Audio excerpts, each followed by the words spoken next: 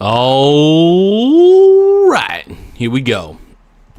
Welcome to the show, everybody. We are talking a little more about, guess what? The government friggin' shutdown, man. This is it.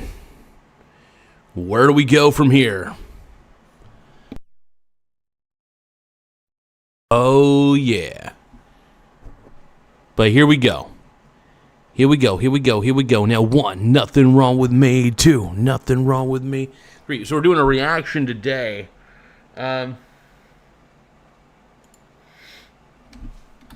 me a few seconds.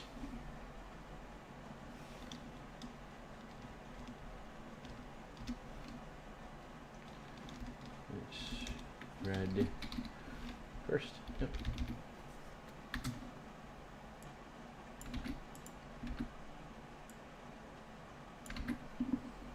Here we go.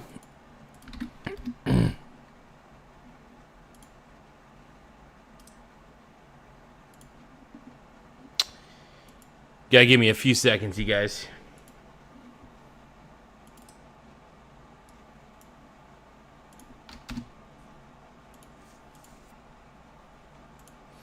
So it looks like this time we're not having any dropped frames, which is good. I lowered the bit rate. I also lowered the amount of audio going through, so like it's not like the highest of quality, but it's high enough to where it's like it's still passable quality.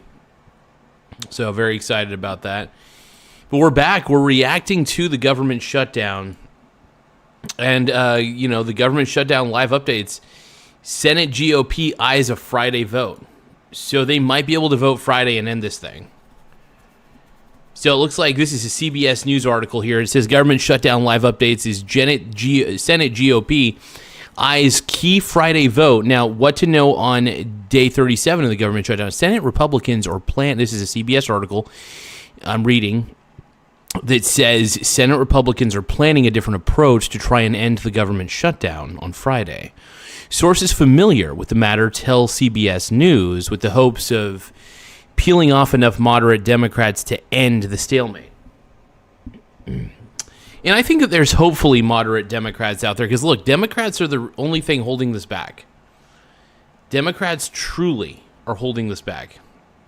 The GOP plan involves a vote on advancing the House-passed continuing resolution with the goal of amending it to include long-term appropriations bills and an extension of government funding beyond November 21st. Senate Republicans are hoping that moderate Democrats who have been involved in negotiations all week will be enticed by the appropriations bill and a promise to hold a vote on exceeding health care subsidies. Friday's vote would need 60 votes to succeed, a bar that the Senate has failed to clear for the last 37 days. Now, there's a quote that says, "My hopes and expectations are always that we're going to have enough Democrats to actually proceed, but I don't know. We'll see," Senate Majority Leader John Thune told reporters at the Capitol. House Speaker Mike Johnson reiterated his position that he would not commit to a vote on the subsidies in the lower chamber, underlying concerns from some Democrats that a future Senate vote on health care would go nowhere. Even if it's successful, Democrats emerged from a meeting on Thursday without divulging what was discussed.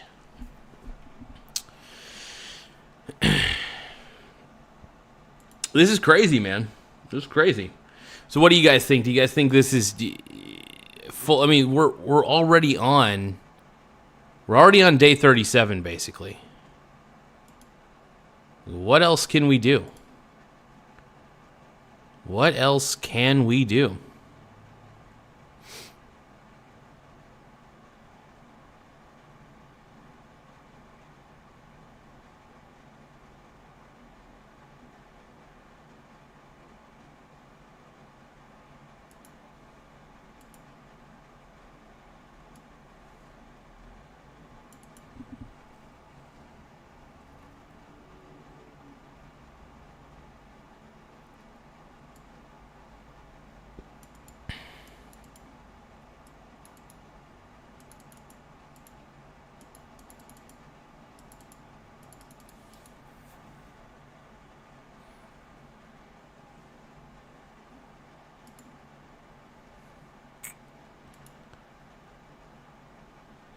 Yeah, it looks like we're doing pretty good right now, so.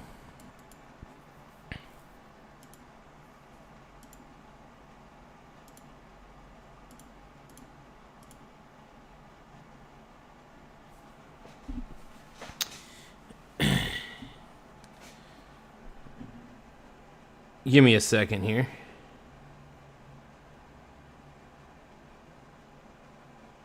I'm checking one more factor, making sure this is coming through. Are you Spartan? I'm curious. What do you think? What's the quality of the stream right now? Pretty good. As I'm going to look that up real quick. Look at the quality.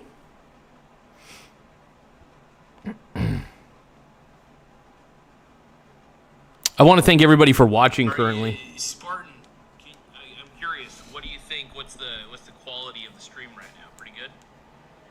As I'm going to look that up real quick. Look at the quality.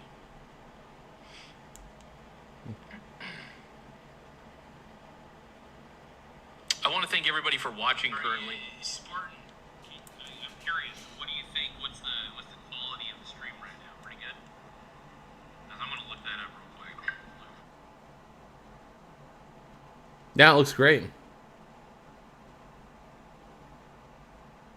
I want to thank everybody for watching. That looks fantastic. I love it. Thank you guys for subscribing, by the way. The more subscribers we have, the better. We're trying to increase the subscriber count to the best of our ability. We're really trying to grow the channel. We're trying to get to 10,000 subscribers by preferably by the end of the year, but honestly, by the end of the month, it would be great if we got to the 10,000 subscriber count. We're really shooting for that. So I appreciate everybody's coming in and trying to assist in any way that they can. So subscribes really do help, and so do likes.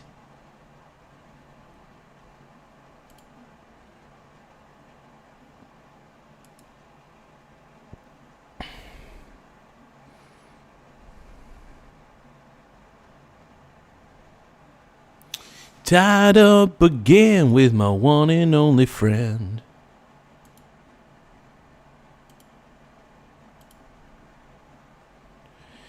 Welcome to the show, everybody. It is good to see you all ready and raring, and the quality of the stream seems to be going smoothly, a lot smoother than the last one. I did have I lowered the bit rate, and I also lowered the audio amount, so I think we're in a good spot. We're in a good spot vocally.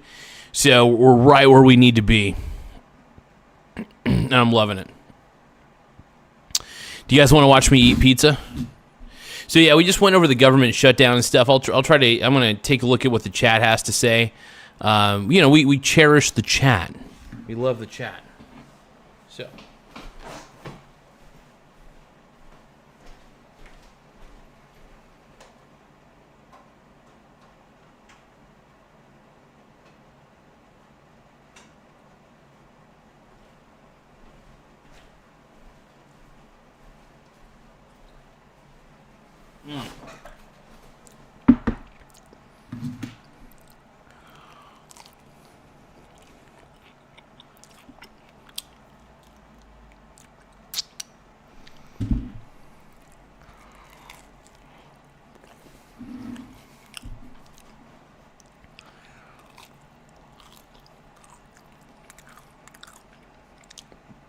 I don't even know what the 67 meme is, man. What is that?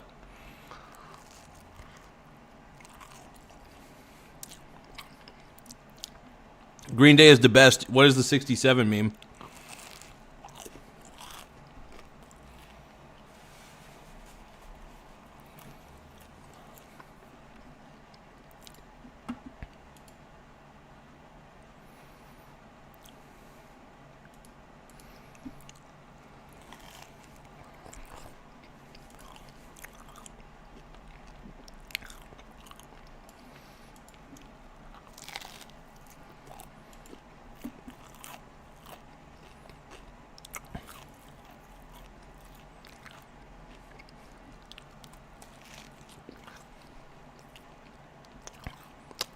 I don't know what it means, bro.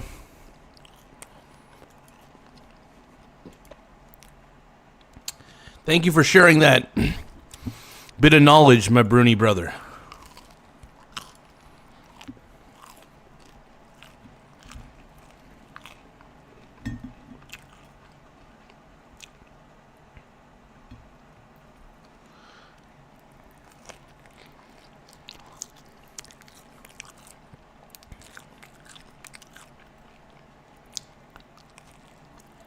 This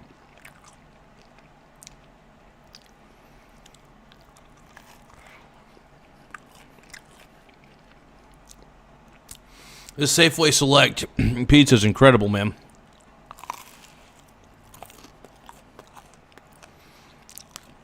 Do you guys eat Safeway pizzas?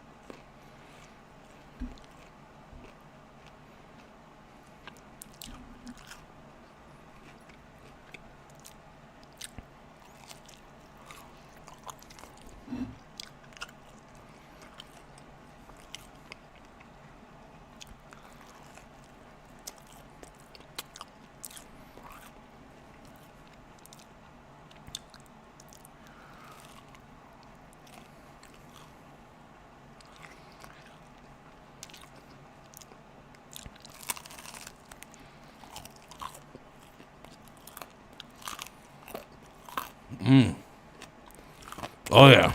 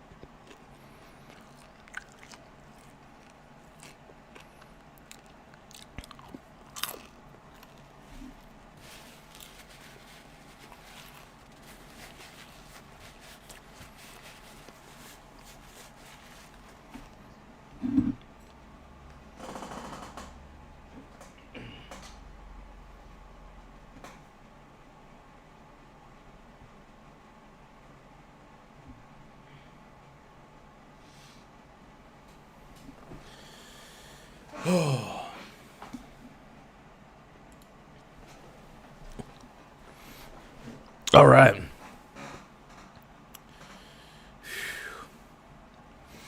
Might take a quick little nap. He's ready to. So while I'm taking a nap, try not to interrupt me. I need to take a snooze, man.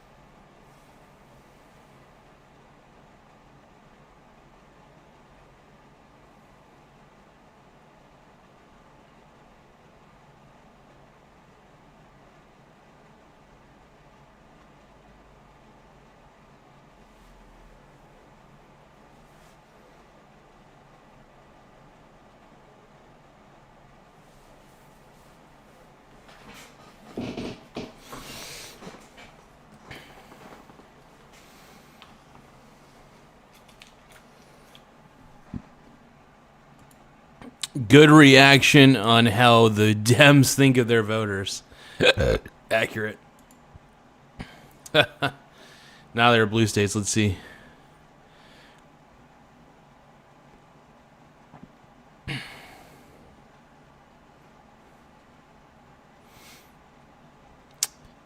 I will say this, Payne 1737, dude, it's not hard for a Democrat to win in New York. First off, New York is so far left, it's insane. All the crazy ones stayed, and then all the sane people who are moderate Democrats or just straight up Republicans were like, yeah, I'm out. So pretty much all that's left in New York are mainly Democrats. So it's not hard for a guy like Mamdani to win. Yeah, Mamdani won, but that's in New York, liberal New York. New York is probably the most liberal state next to California overall in how liberal the state is. So it doesn't surprise me that a Democrat won in New York. Why would that surprise you?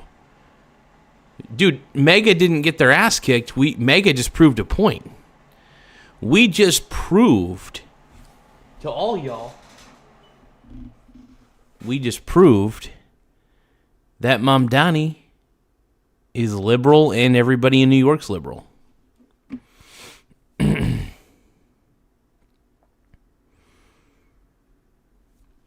I mean, this is for mayors, for being the mayor or something like that, or I don't know. Virginia's isn't Virginia kind of a swing state? Virginia's pretty left, if I remember right. Dude, a lot of the East Coast, of course, New Jersey's liberal as shit. They want everything for free too. New York and New Jersey are both liberal.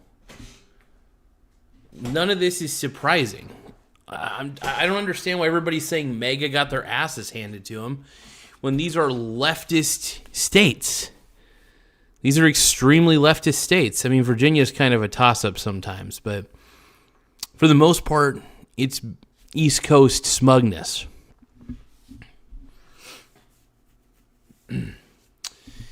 Believe me when I say this, I don't think we want Democrats in power.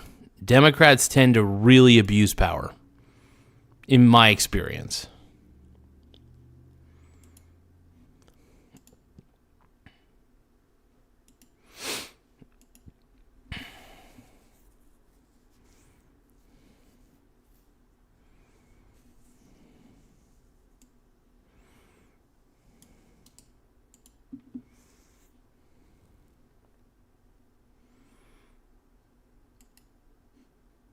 We didn't get our asses kicked.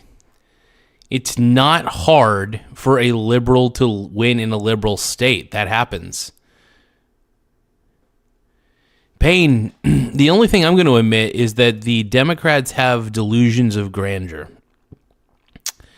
Democrats have no real leadership, by the way.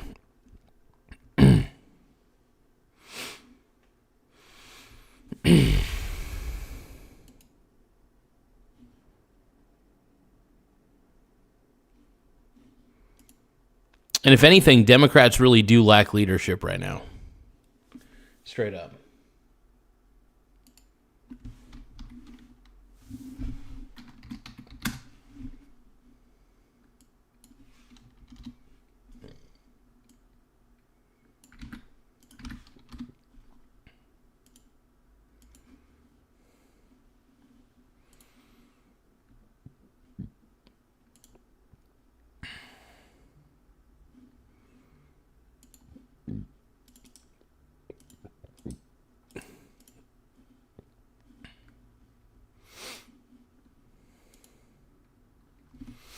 I am not a fan of Mamdani. I think he's basically a socialist, and not a fan of that. I don't think socialists should be in power because they tend to abuse power more than anybody.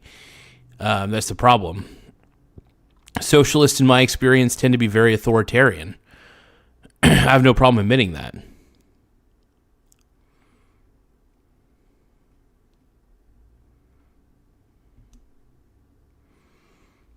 That's my opinion.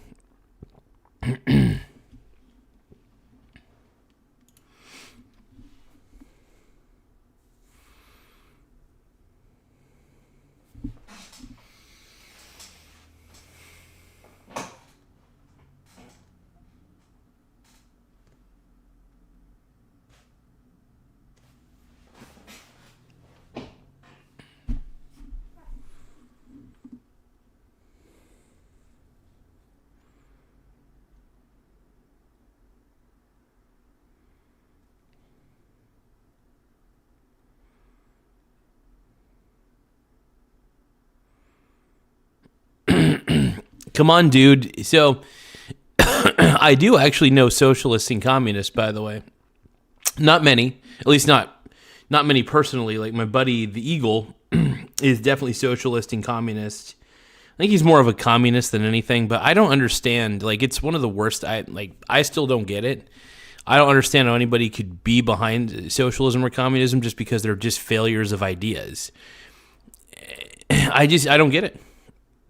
I think there's just a lot of history to prove that it can't be implemented with humanity. On paper, socialism and communism seem like they would be a good idea. They seem like they're fair. But at the end of the day, there's no value created. And I'm not even talking on the side of money, by the way. There's no incentive to do anything in a socialist communist country. That's my biggest gripe that I have with socialism and communism. There's just no incentives. None. And I still try to figure out what people see in these concepts. But they're just bad concepts. Dude says, what about National Socialism? That's also a shitty idea too. That's even worse. Because, like, okay, here's the thing. So California has a lot of socialist policies. They think that you could tax away a problem, but then the money basically just gets embezzled, as usual. And so they think, so basically, they don't know, government's a black hole. It's a black hole. And I don't want to give that much power to governments.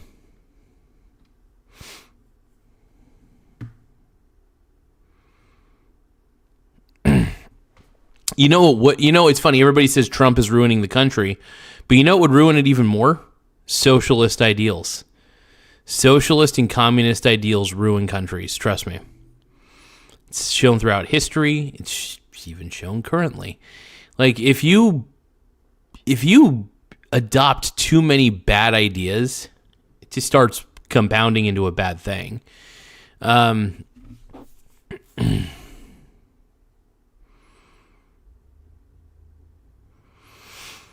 No, I think it's good to be proud of the nation you come from, if it's a good nation, that is. But if you want to see your nation better, you know, it's just like JFK said, it's not what your country can do, it's what you can do for your country. So there's plenty of things that people can do for their country to make it better. You know, you could start a business. You could, you know, be a great employee. You can help your neighbor, that sort of thing. The whole goal is to just be the best type of individual you can and still pursue and still go after that pursuit of happiness.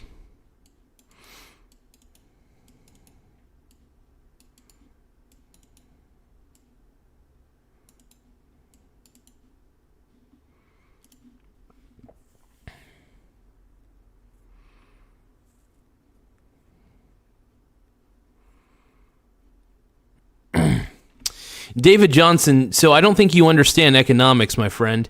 So David Johnson's clearly showing he doesn't understand economics. You do realize that this representation of value is not in action. There's no physical dollars there. That they're just gonna they don't keep all their money in a bank because they know they know that the cash is useless. See, the rich people save their assets. You can't just go up to these rich people who have a net worth of trillions of dollars and say, hey, I want you to sell your assets so you could fund the government, which is a money pit, a black hole. Why would they do that? What incentive would there be? The reason that people get rich is because they hate the government. That's not the only reason, but that's one of the main reasons why I enjoy getting rich, because I hate the government. I hate the federal government. I think it's too bloated. I think it's not small enough. It needs to be about the size of my dong. Small. All right. And so, I mean, my reaction to the government shutdown is, I think everything, you know, they can get the government back up and running. They can.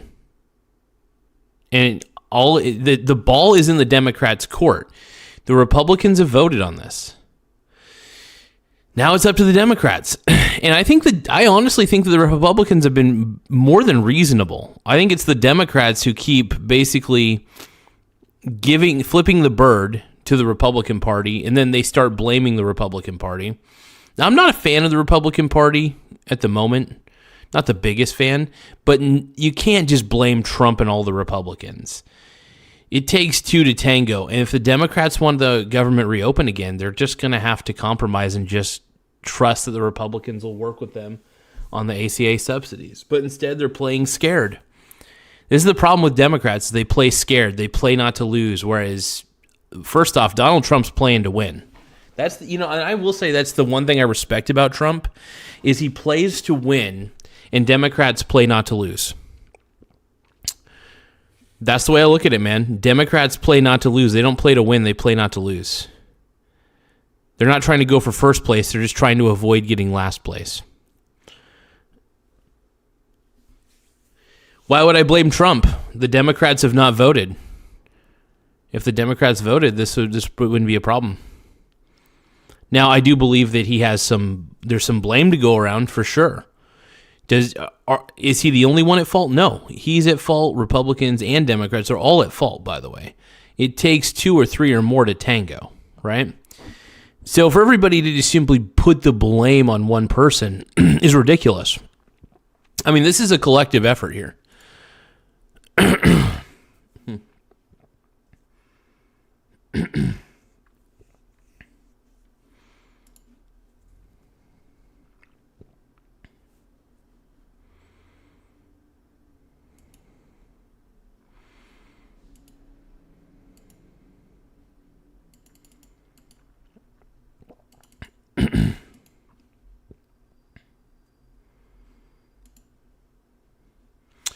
Yeah, so if we had Kamala Harris as our president, we'd be worse off. We would be in a way crappier state.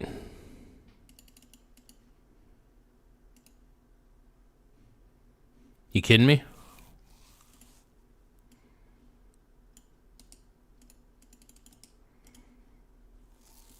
Well, first off, the border would be open, in theory.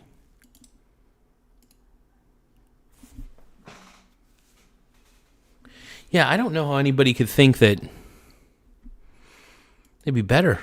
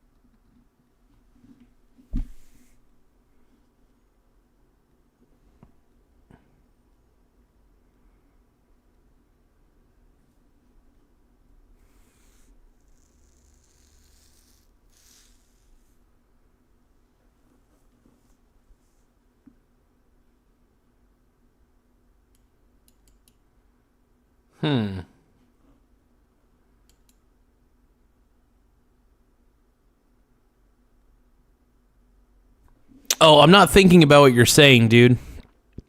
I'm trying to focus on an error that I received. Hold on. I'm trying to troubleshoot a problem. And here's the thing. At the end of the day, you can't really control what's going on. So why even bother? You know?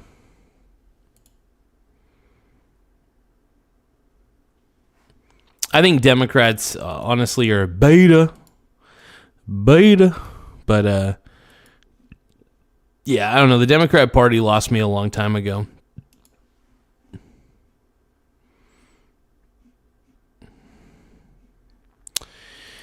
So the keyframe interval.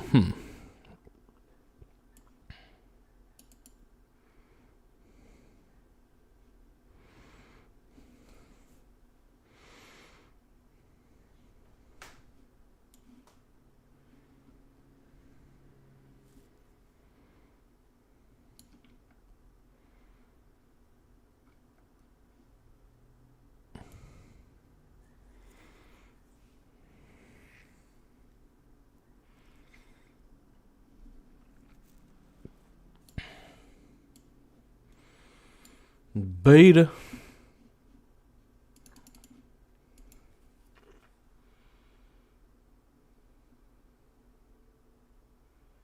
Yeah, I don't watch Fox News, dude. Dude, come on, dude. You're not winning. Here's the thing, man. Here's what happens every time Democrats take power. People, the country realizes just how bad they are at running things. So they're like, oh crap, we voted incorrectly. So then they realize, okay, we need to vote for the exact opposite of these morons. And so that's why guys like Donald Trump keep getting elected. You guys don't want Trump to get elected, but the problem is you guys are so unfucking likable that because you're unlikable, one of the reasons you can't control the Senate or the House for too long is because people realize that you guys suck at leading countries and that you're idealists and you don't take action on your ideals. And you're usually hypocrites because, well, I think you know what the answer is. Come on, dude. You want me to tell? Okay, first off, let me tell you something, brother. I have a useless opinion, dude. Your opinion's useless. What is so great about your opinion, by the way? I'm not saying my opinion's the best. It's just my thoughts. I don't know if my opinion's the greatest or the worst, but I know that someone like you who is a dedicated keyboard warrior cannot.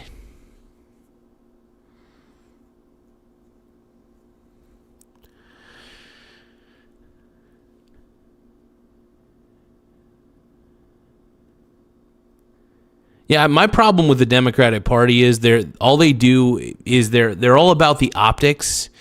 They're all about status quo and the optics. The irony is they claim to be progressive, but none of their policies are that progressive. They believe in socialism, which is very archaic, and communism, both terrible ideas that have been time-tested and proven to be shitty. There's nothing progressive about the so-called progressives. In fact, I would say that the modern Democratic Party should be called the regressive left, the regressive left.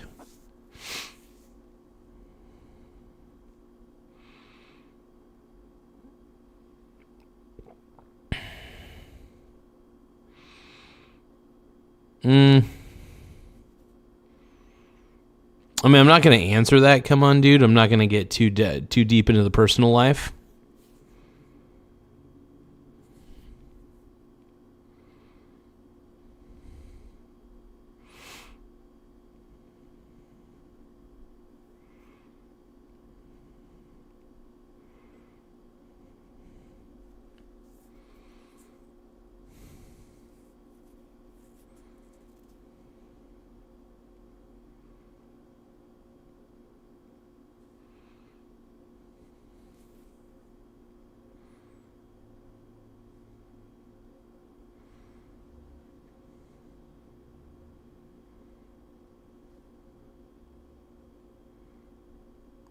But I will say this, though.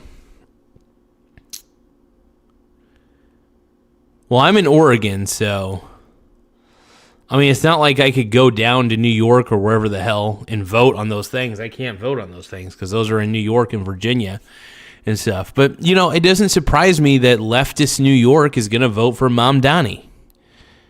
It's because here's the thing, all the Republicans... all the people who would typically vote Republican or even the reasonable Democrats were like, I'm done with New York. You have priced me out of New York. So they're all going down to Florida. They're all going down to Texas or North Carolina, you name it. But they're just like, we're done with New York. So then the only people left are the crazy, insane left. The only ones left are the crazy left in New York. And then they see a guy like Mamdani who... because they have daddy issues, I don't know, they vote for him. But I don't know. I don't think he's a particularly good candidate. He's got a history of being extremely socialist. I'm not a fan. I don't like extreme socialist people. But hey, that's New York. If they want to ruin their state, have at it. It doesn't really concern me because it's a New York problem. If New York wants to ruin what they got going on, more power to them. Straight up.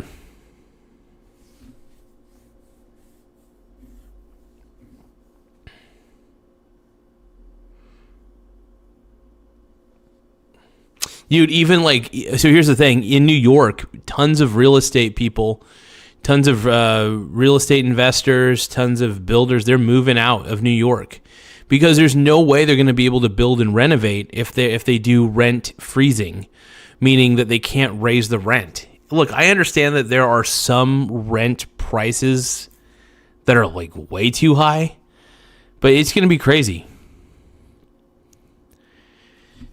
Hey, S47AS, what up, bro? Chris says, sir, this is your final notice from from Royal Caribbean. If you don't send us your information, we will decline your vacation. That's so freaking funny, dude. Holy crap. I love that.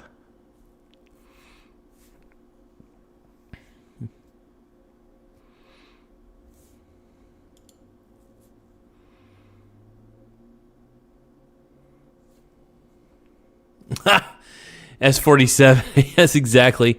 Dude, honestly, New York's turning into a total hellhole, and I think it's time the media just admit it.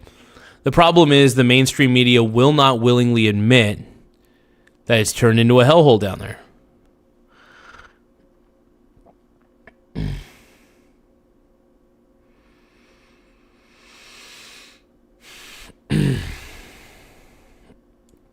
Yeah, I think it's going to be ridiculous, and I'm not a big fan.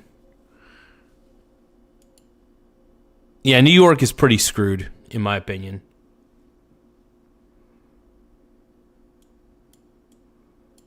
S47AS says, hope everyone is having a blessed No Nut November. Sorry about that, bud. I mean, I've already been whacking my pack. So, not only do I choke my chicken, but I strangle my duck. No, but overall, it's like I'm already... I tapped out of No Nut November very early. No Fap November's already done for me, man. I will say No Nut November is one of the few holidays that I don't actively participate in.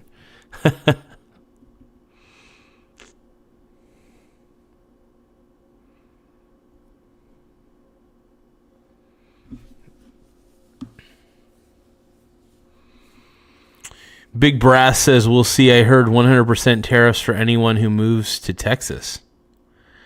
Wait, are you talking about moving from Texas moving to New York? Hold on, sorry. Are you talking about moving from New York to Texas? How would they tariff Texas? I don't understand. How would they tariff individuals who are moving from New York to Texas? Here's the thing, man. Real estate investors are going to move out of New York in droves. I just think it's going to be a net negative, man.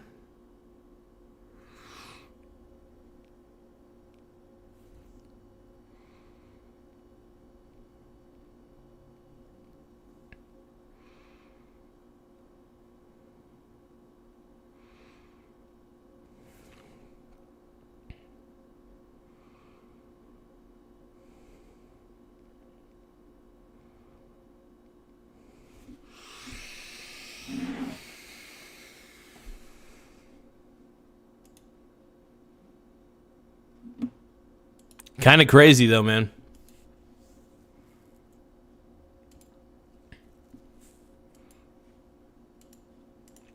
S47AS says, with remote working and quality of life degrading in New York City, there's no reason for the mega rich to stay when they can live on a compound in Texas. Absolutely. That's brilliantly said, S47AS, because like, who the hell would want to live in liberal hellhole New York? Nobody does. Nobody wants to. New York has been turned. It's gonna get worse. So, but by the way, New York is just the same as California with their leftist policies. They keep voting in these leftist, radical socialist dudes, and California has been wrecked by stupid communist principles. And New York, this is the thing. People always say, look how poorly Trump is running the country. Honestly, Trump and anybody in the executive branch doesn't really run the country. The country runs on its own. That's the whole point. When I say the country, I'm just talking about life goes on. And as you can see with the federal shutdown, for the most part, life has been going on. Now, there are people dependent on the federal government through SNAP benefits. Absolutely understandable. 100%. But, yeah, no, the Democrats can easily vote. I mean, like, I keep saying this over and over again because the Democrats can vote. Then they can, after they're done voting and reopen the government, then they can start working on revising the Affordable Care Act.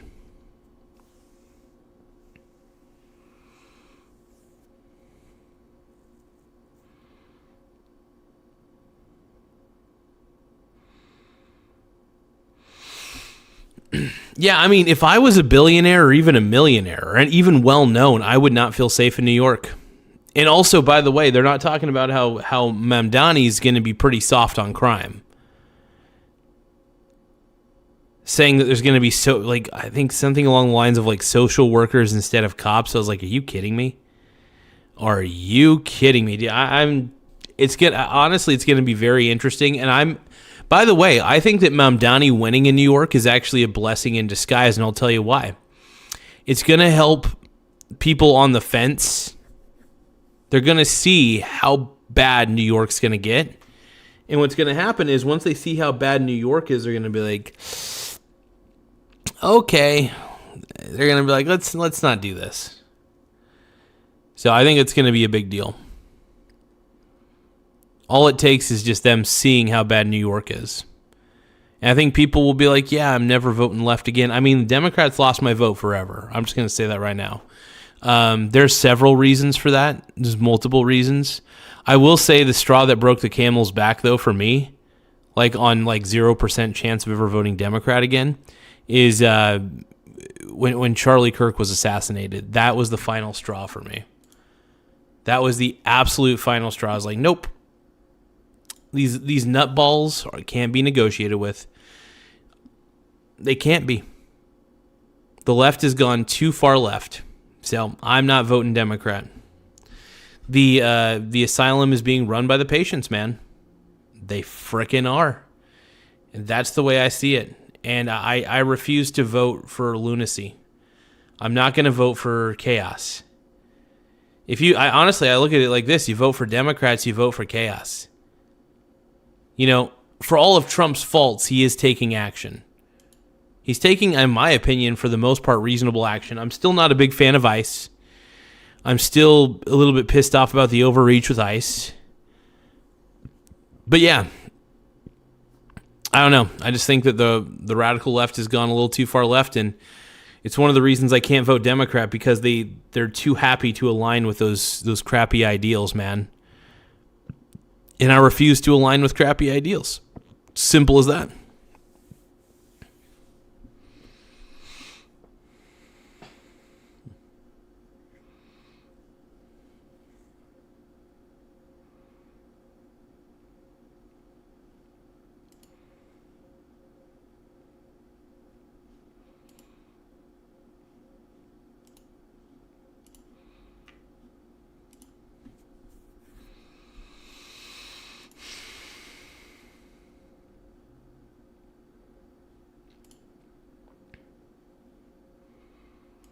Thank you to everybody who's liking the stream, by the way. It really does help out a lot. So I appreciate it big time, you guys. Thank you.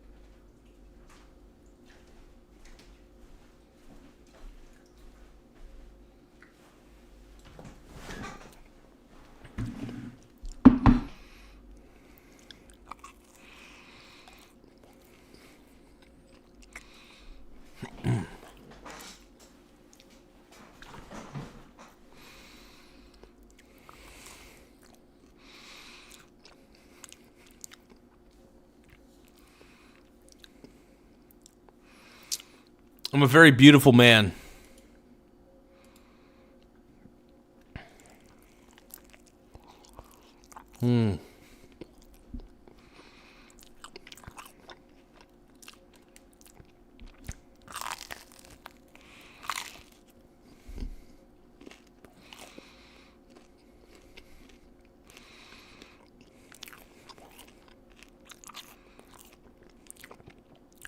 Yeah, you and me, we can ride on a star.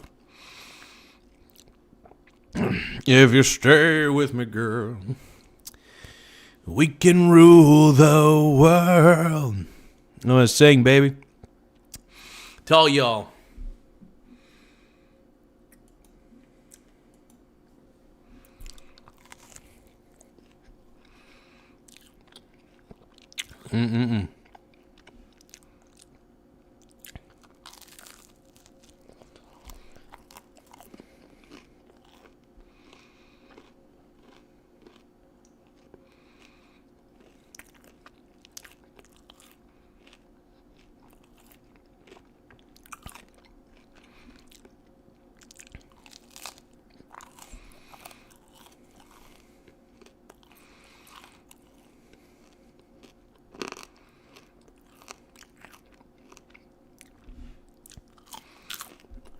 So, one of my, Chris Guthrie, one of my fantasy players, is, Trey Tucker, the lead wide receiver for the Raiders. I'm not playing him this week, though, because I got better receivers that I could play besides Trey Tucker. But he is, I think he's the only Thursday night player that I got right now, man. He's the only Thursday night player I got.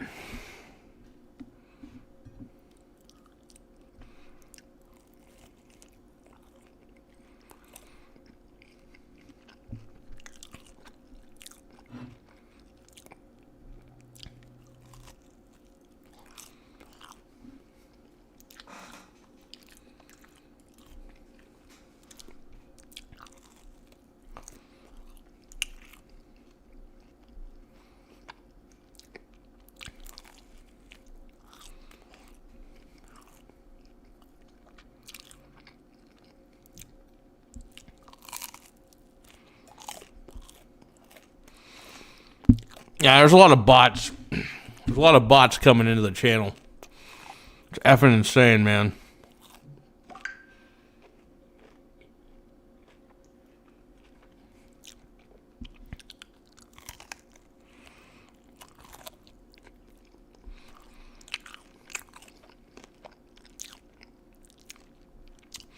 I didn't pick up the Packers tight end at all. I just figured if my boy Trey McBride, who's my tight end, gets injured for whatever reason, I'm just going to stream tight ends the rest of the year. That's why I typically do it, at least.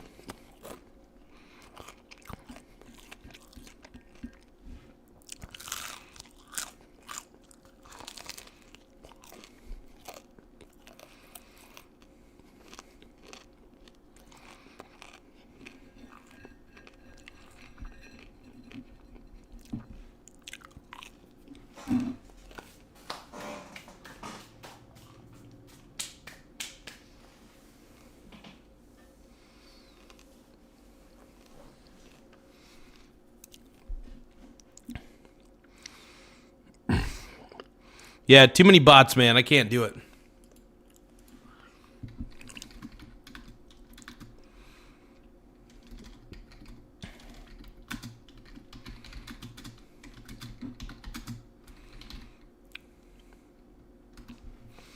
So, BRB, yeah, I don't know. I don't really stack up on tight ends, though. I'm not a tight end guy. That's funny. But BRB, I'm going to taking a quick break. I'm going to keep the stream on, but I will be. I'm just tired today, man. He goon around and pay off. You most need to. That's funny. All right, I'm going to just kind of lay down for just a little bit, you guys. BRB. LOL.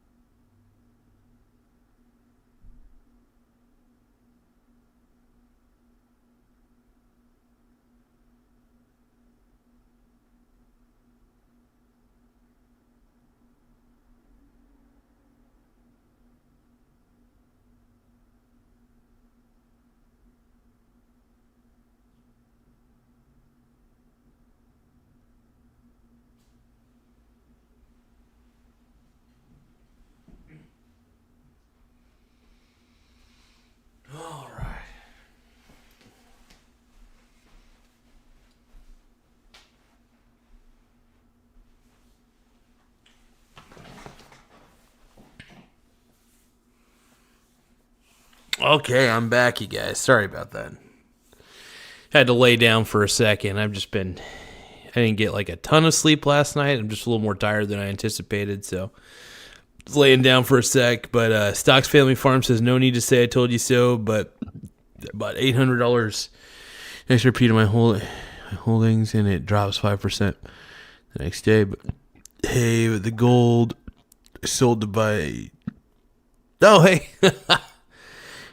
So I guess it kind of worked out in the end. That's crazy, though. I mean, I will admit the price of gold definitely spiked up quite a bit. But I think that was only because people were... I mean, gold's valuable. It's more valuable than dollars. But I think we're going to see a lot of volatility in just about all assets, including stocks. But I will say, though, I mean, I've been swing trading the VT, which is the Vanguard Total World Index, and that's an entire ETF index that, let's see.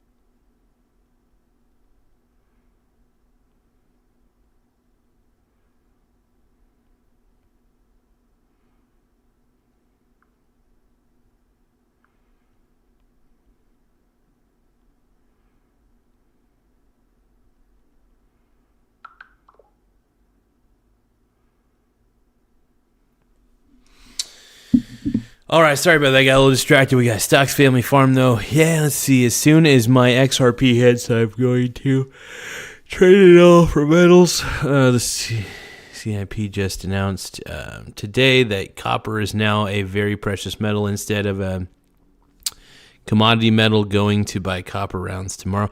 Copper, I mean, pretty much any metal, if you can store any sort of metal, I mean, you're on the right track, because the price of metal, the price of anything, tends to go up over time, especially if it is something like metals, even non-precious metals. But yeah, I mean, if you save silver and gold, I think putting silver and gold in a vault is a better savings account in the long run than a high yield savings account, as long as you're willing to not touch any of the bars for the most part. But I understand emergencies happen, so sometimes you have to sell off your gold and stuff. But you made a pretty good amount of money on the gold that you saved, which is nice. So at least the gains were there. But yeah, no, I made a pretty decent amount of money recently when Bitcoin crashed, which was really nice. I've been, you know me, I always bet against Bitcoin, even though I already own Bitcoin.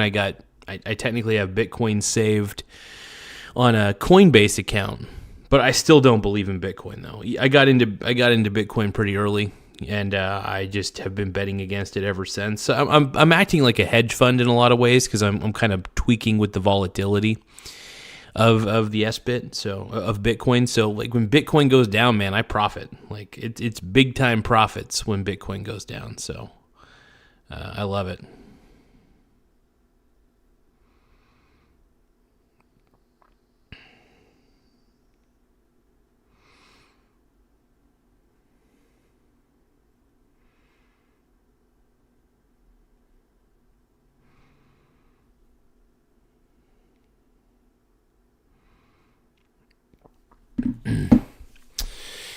Mr.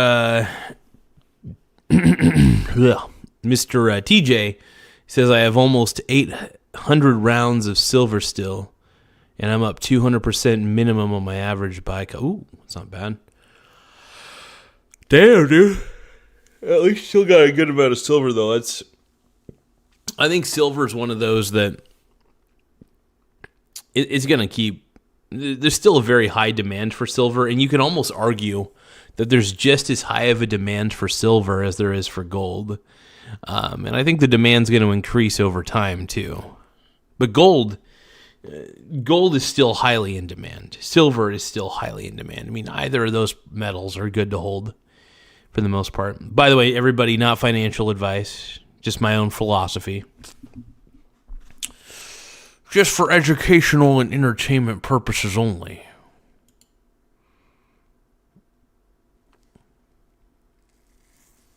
I might need to exercise a little bit to wake me up. I think it's a time change.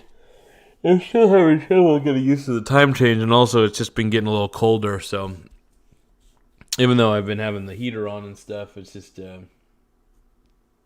yeah. Gotta do something.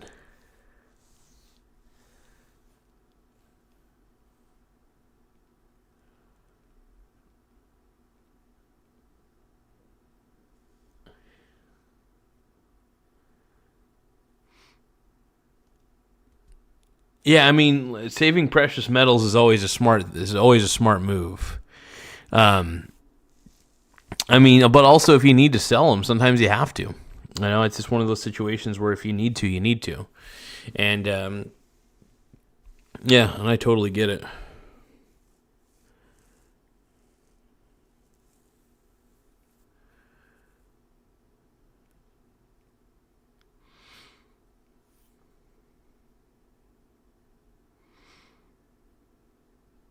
But yeah, one of the ways that I make a little bit of extra profit here and there is just swing trading like the VT and stuff, the Vanguard Total World Index, and swing trading the S-Bit, which has been helping me out a lot. So trading volatility is one of those things that I really do enjoy. One, it's easy. It doesn't take up a lot of time in my day. Two, it's a lot easier. I don't like dealing with real estate. In all fairness, I'm not a real estate. I mean, I like real estate. I like, checking out properties, going to open houses and stuff like that. But when it comes to actually owning it myself and having to deal with tenants and stuff, I would not want to do that. That just does not sound appealing to me, man. But, I own a lot of REITs and stuff, a lot of real estate investment trusts. So it's like I'm the owner of the companies. I don't have to manage the properties, though, which is good. I prefer ownership because, you can own something and not have to be that involved with it. You just got to pony up the money to buy the shares, and then you're good. That's the thing I love about it. I'm a freak. I love investing, man.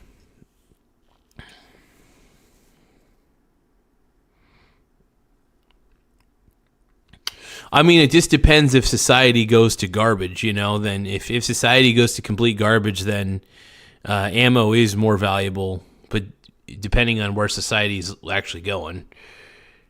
Some say that society's going down the tube. I'm a little more optimistic than that. I hope it's not, but Song Jones says, "Hey, Michelle Denise Renee Garza. What up, Song Jones? What up?"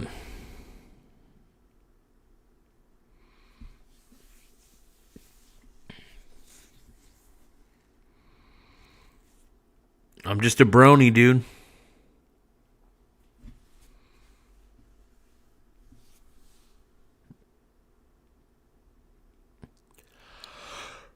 Oh, gosh, stop yawning, man.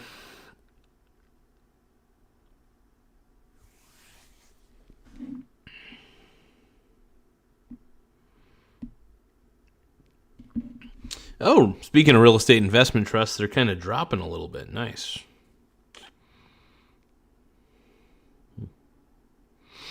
Well, I should say some of them are dropping, not all of them.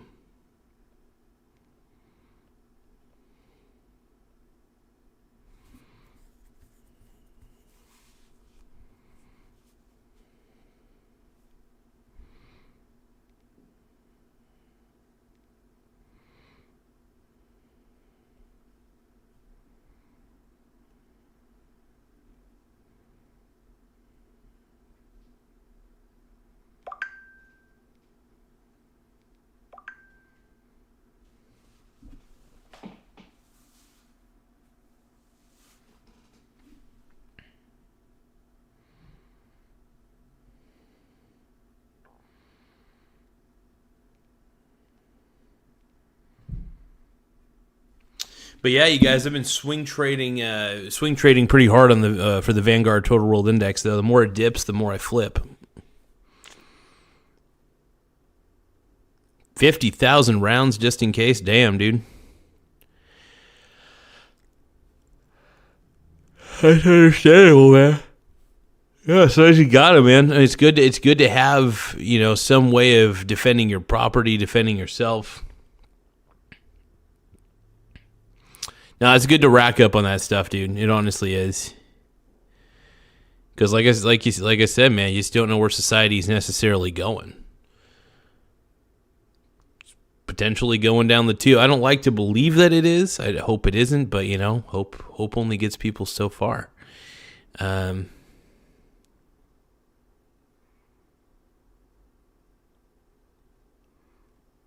Thank you, friendly reminder. I appreciate it.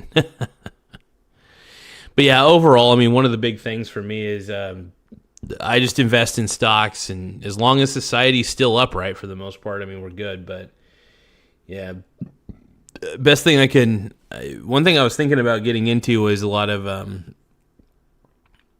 I was thinking about getting like, what do you call it? A lot of stun weapons. You know what I mean? Like, weapons that you can use for like, where like if somebody's trying to attack you, like it won't kill them, but it will definitely immobilize them. Like rubber bullet guns and stuff. Like, I think that shit's cool. I think it's good to definitely stock up on those types of things too, because even if somebody's trying to kill me, man, I'd prefer. I mean, got to invest in my boy, dude. It is so funny that your last name is Stocks, though. I think that's the funniest part about it, man. Because like. I think it's the great part. I met you, TJ, at an anti-Trump rally. You were the only other guy besides myself that I knew of there that was like basically anti-Democrat, essentially. We were both anti-Democrats. You happen to have the last name Stocks. I'm obsessed with investing in stocks. So it's actually really hilarious, all the little parallels we got here. But yeah, man. It's just your last name is just a reminder that I got to keep investing in not only stocks as in companies, but also invest in my boy. It's good shit though, man. I love it.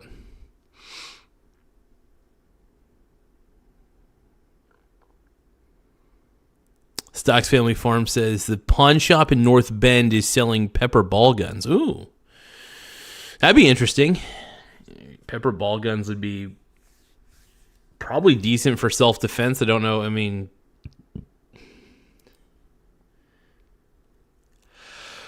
I'll have to check that out.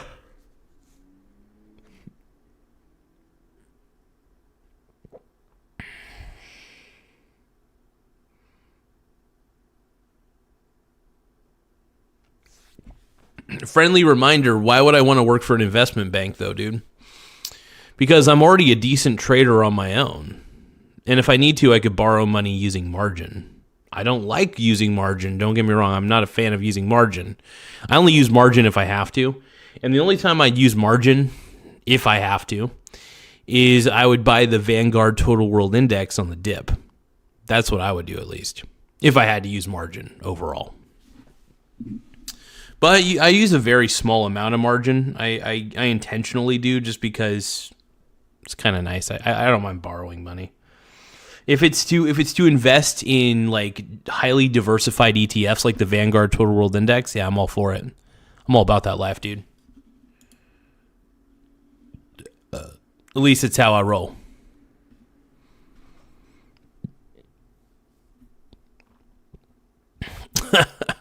Stocks Family Farm says, let's get you a bulletproof vest like mine. It's fun being Rambo. Absolutely. What a beast, dude. What a beast. Friendly reminder says, would you believe me if I told you I was an executive director for an investment bank? Well, I don't know. I mean, I like to assume good intent, but then again, the chat, with a lot of other people in the chat, if I don't know who you actually are, like, friendly reminder. So, but I mean, you might know what you're talking about. You might be an investment banker, as far as I know, but we'll see. But if you're an investment banker, my man, you're a beast. Oh, we got TJ's wife on here too. Hey, Brittany. What's going on? We got everybody, man. It's cool. We got a lot of people going on in here right now. Let's see what else we got going on. Let's see. Cole is asking, are you anti or pro guns? I'm pretty pro gun for the most part. I love the Second Amendment because I'm afraid of government getting too big. So the Second Amendment's there if the government becomes a little too big and a little too crazy. You want to at least defend yourself to some capacity, right? So that's a big deal to me. I think being able to defend oneself and doing that. She has more guns than me. I love it. That's so cool. That's smart, man. You got to keep as many as you can.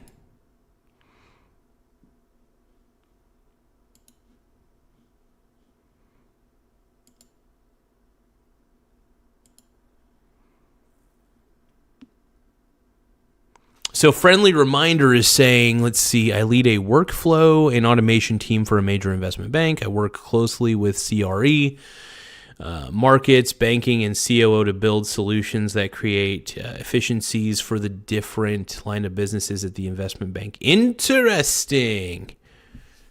Well, Friendly Reminder, do you want me to... I don't think you would need...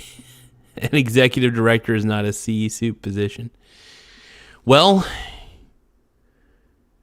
friendly reminder, is there anything I could do that doesn't require licensing? Because I'm too... I know I'm a good investor. I know I'm a great investor because I'm able to get good income and good gains because I'm pretty good about allocating my portfolio accordingly. But friendly reminder, are you looking for a boy like me? Are you trying to hire me? I don't know what I could do to help you out, friendly reminder, but I don't know if your bank would want me, though. Not that I have a bad record or anything. I just think that, unless I worked a pretty autonomous position, it depends. I prefer if I'm working for a corporation or anything, I prefer to have a slightly autonomous position where people can't look me up. Just makes it easier, but yeah, dude, if you're an investment banker, dude, that's pretty pimp, dude. You'll have to give me some insights on it. Stocks Family Farm also says, I see gun busts online where the bust whole gangs and they have less gun seats than I have. Dude, my man's loaded, dude. What a beast. Stocks Family Farm, baby. My boy TJ is loaded.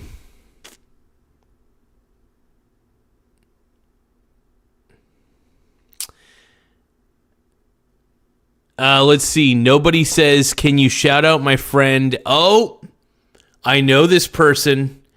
Mike Oxmall. I had to say it. I know what nobody's trying to do on this one, but I'm going to shout out my boy, Mike Oxmall.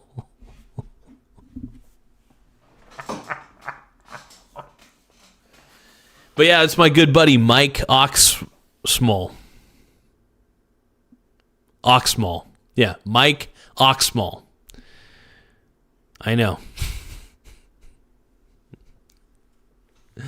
I love it, man. I love it when people play pranks like that on the chat. It gets me going, dude. It gets me all riled up, dude. Hell yeah. Hell yeah. Friendly reminder says, I'm not trying to hire. I've just been interested in your perspective on matters. I mainly come in here to troll It's just interesting. Your stream overlaps with my profession. That's a good one. But I will say this, though. I think one of the reasons that my stream overlaps with your profession is mainly because I think the YouTube algorithm knows somehow, I don't know how it knows, that you're in the world of finance. And because of that, it probably recommends my channel to you. I wouldn't say that I'm a professional expert. I'm not. I'm not a financial advisor, but I will say this. Like, I do enjoy giving out, what do you call it? Investment principles. I like to discuss investment principles and, keep people investing for the long term. And that at the end of the day, people can invest on their own and be very successful. Trying to get the capital to invest is one thing, though. I think it's good to try to get the capital to invest, without a doubt.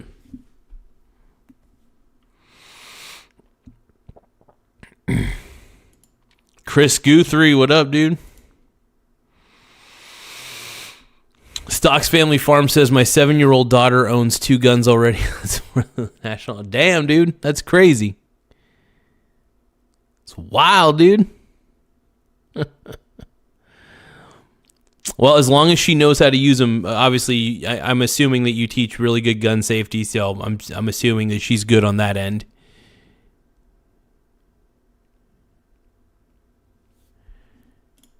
Chris Guthrie says you should do small sports betting for the chat and the culture. I do sports betting personally, but I think YouTube is kind of cracking down on people who talk about gambling. So I'm trying not to talk about gambling at all on this channel. I just try to talk about investment principles, and swing trading luckily is not gambling. It's, you're playing with volatility. There's risk involved, but it's not gambling, which is nice. Yeah, I try not to talk too much about my mind is turned to clay today, you guys. I'm sorry. I try not to talk about anything. I just feel like sports betting is also outside of my wheelhouse. Like, as much as I enjoy sports betting, I don't consider myself extremely good at it. Like, I know for a fact I'm great in investing, like being a long-term investor, but I know for a fact I'm a shitty sports gambler. I don't have any secret sauces on how to win. Chris Guthrie says, like, one Hail Mary lottery pick during NFL season. Yeah. Give me 1 second. Oof.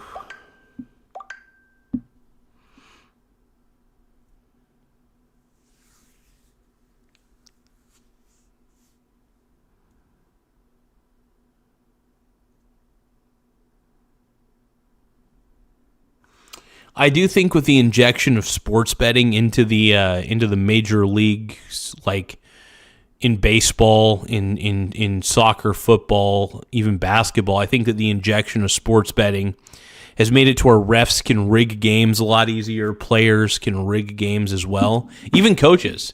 Look what happened with Chauncey Billups on the Portland Trailblazers, man. I mean, even though he wasn't really entirely sports betting, he was doing a lot of like poker shit and scamming people out of money. But my point, the point I'm trying to make is that sports betting has become so injected into the games, into the world of sports, that like, what can you do at that point? Look up Jeremy Barstool win. I'll have to look that up here in a bit. But yeah, my main point is, what do you call it? God, I am just so fucking blank in my mind right now. I'm having I think I'm gonna have to do some sit-ups here in a bit. I'll probably end the stream in a few. Maybe not immediately, but probably in a few. And I'm just so far gone, dude. So far gone. We're so far gone. All right, here we go. Let's see. Stocks Family Farm said, let's see, the unknown person said the word financial advisor scares Garza very much. Yeah, I'm not a financial advisor. I say talk to a financial advisor, unknown person. Not financial advice. This is simply, for educational and entertainment purposes only. Boom. Stock says my college, University of Iowa, is playing the Ducks this weekend. Who do I choose? Hawkeyes versus the Ducks. That's funny, dude. Go for your college, man. Go for Iowa. I still think the Ducks are going to win, though. The Ducks have been on a roll, so at least I feel like my Duckies are doing all right this year. Friendly reminder says, are you at all concerned that GDP growth is estimated to be 40 to 90% driven by AI investments? That's a bit concerning. Gross domestic product. I mean, look, I think America is going to lead the AI revolution. Now, is the AI revolution going to lead all of us into the toilet? I don't know. I think it's going to be great, though. I'm all about AI. I mean, look, I had been watching Star Trek The Next Generation since I was a kid. And honestly, it was completely normal to me, the idea of talking to a computer and having it respond back intelligently. Like if you watched closely in the show, they talk to the computer responds. Obviously, it's just a TV show. It's just science fiction. But at the end of the day, what's crazy is that all these science fiction concepts are now a reality. It's the wildest thing in the world, man. So Chris is saying no mustard or red icing stream. No, not yet. At least I'll probably do a crazy stream later tonight. I usually tend to save the wild streams for a bit later. Just not entirely yet, though. Not entirely yet. Christian's wondering, what are you blabbing about? I'm just a madman. I'm out of my mind. Because I'm out of my mind. I think overall,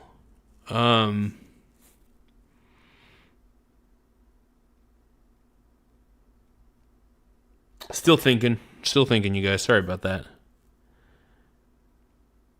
Yeah, I think AI, if we're going to go down with it, friendly reminder, I think, I think America's going to lead the revolution in AI. That's what I think at the end of the day. Stocks Family Farm says AI is going to blend all the religions and drive people away from Jesus. Glad I'm saved by grace. Yeah, I think that the AI revolution is going to be interesting. It's tough. It's tough for me to figure out if it's going to be a good thing or a bad thing in the end. It's definitely something that human beings are not used to, right?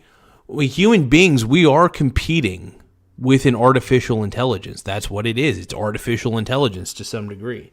Now, is it completely as efficient as a human in very complex, extensive tasks? And the answer is actually no. Human beings on complex, extensive tasks that involve multiple steps seem to be more efficient than the AI. And yes, AI is taking a lot of people's jobs, especially like if the task itself is a little bit simpler. It's wild, man. It's bloody wild.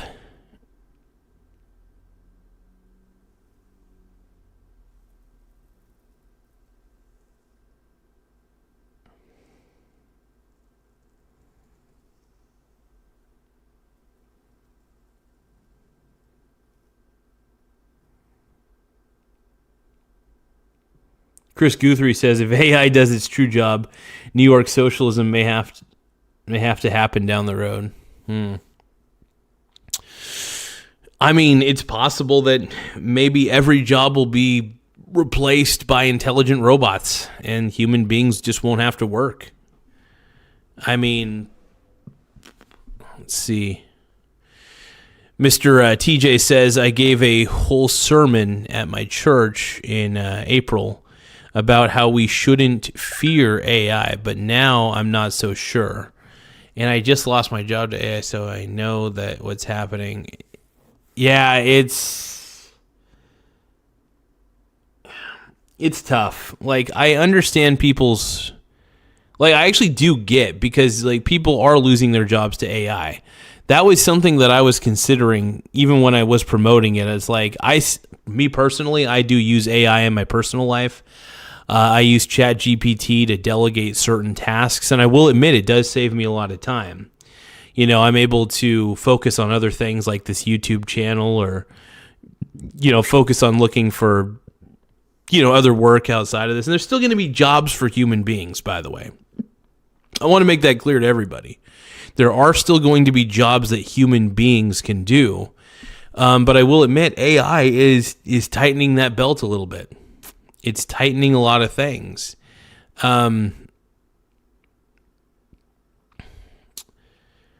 But I've tried to embrace it, because I figure if I don't embrace it in any way, like, I mean, if I can learn, I actually do study AI quite a bit, and I try to learn all that I can about it, because if I become an expert in AI, then maybe I could be useful in this type of economy that's being created right now. That's the only thing, man. Yeah, well, I know that my girlfriend's gonna be spending some time with her family during Thanksgiving. I'm gonna be probably going down to Eugene to go see my grandmother and my uncle and my brother and everybody. So I'm probably gonna be I'm most likely gonna be down in Eugene for Thanksgiving. Do you guys got any plans for Thanksgiving?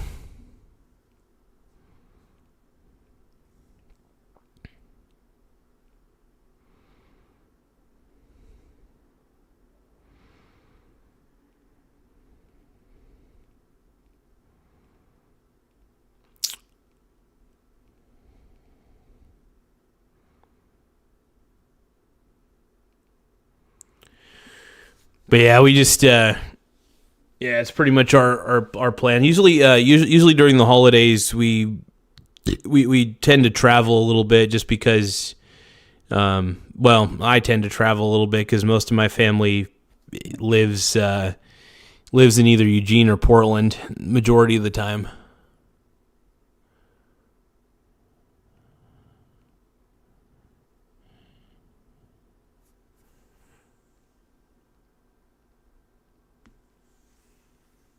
See, socialist population centers will be in the interior of the country. They can't stay in those harsh conditions. Environment. Yep.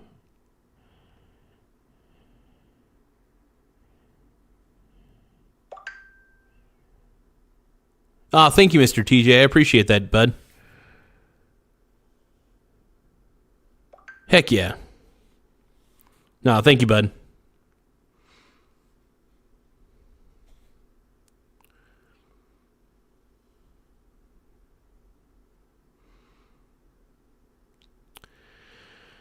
But yeah, it's it'll be good. I get to any opportunity I can, see my family a lot of the time, and just because a lot of them live out of town, and it's usually the easiest way to do it is just to go out to them and see how they're doing.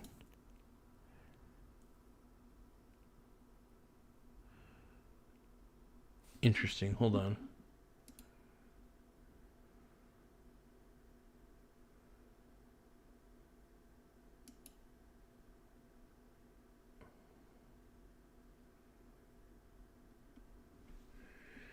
I gotta check something real quick, you guys. Hold on.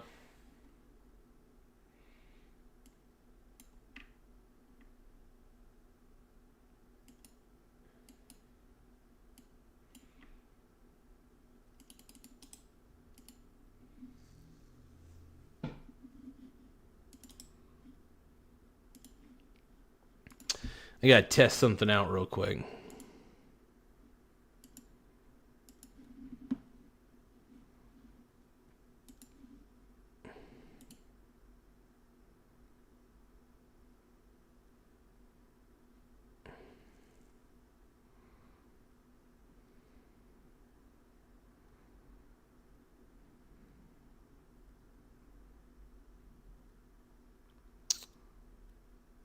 Just read first. Okay.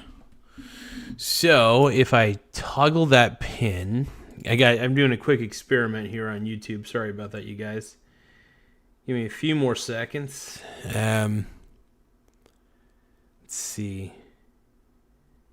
Always experimenting, my friends. Always experimenting.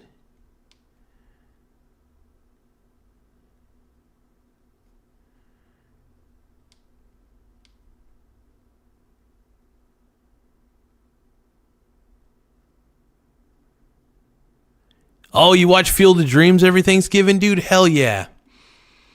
Dude, Field of Dreams is like one of the coolest fucking movies of all time, dude.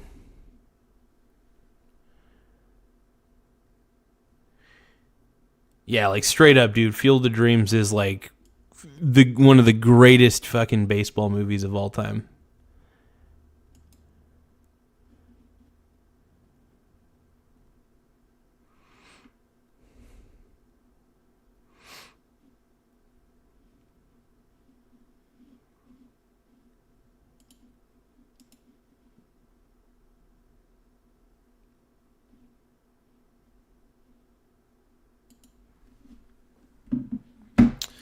All right, what was I looking up? Oh, yeah, I got to look up Nightbot real quick. Nightbot.tv.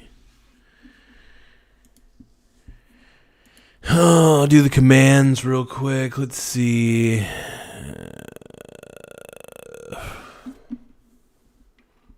Adjusting a couple things, you guys, just to bear with me here.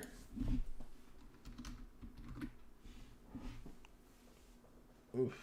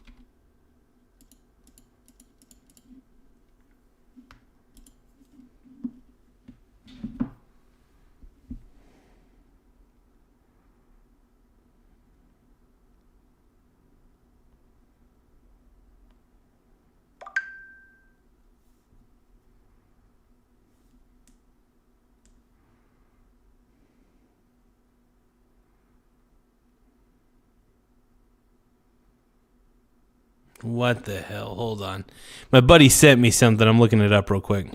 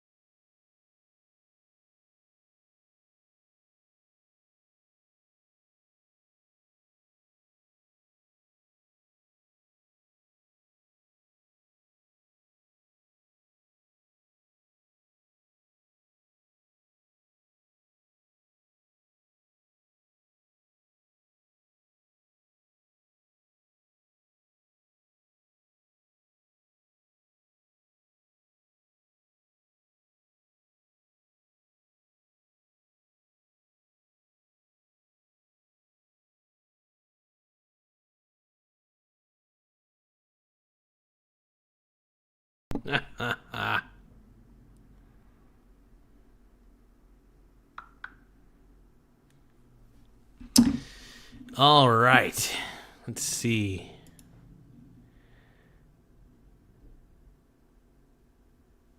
Oh, you were at the Field of Dreams the actual. Oh, that's so cool.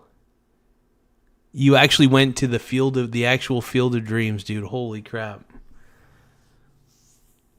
That's fucking wild, dude. So freaking cool.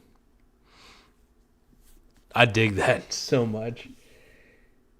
Holy smokes, man.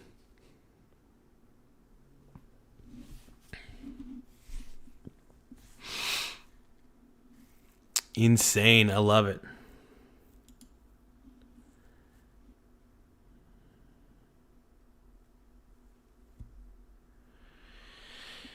Let's see.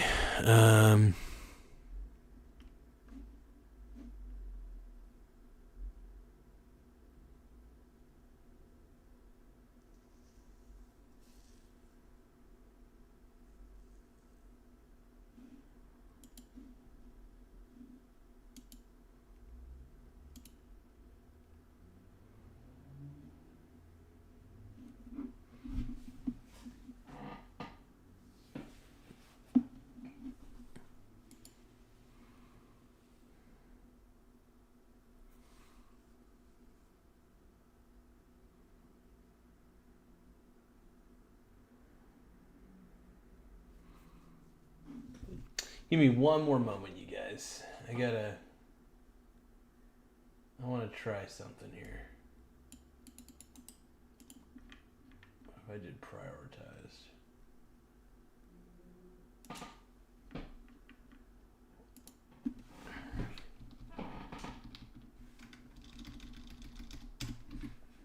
There we go. It's a small amount, not very easily skimmable. Sorry, you guys, trying to figure something out here. Nope, that still doesn't really make much of a difference, does it?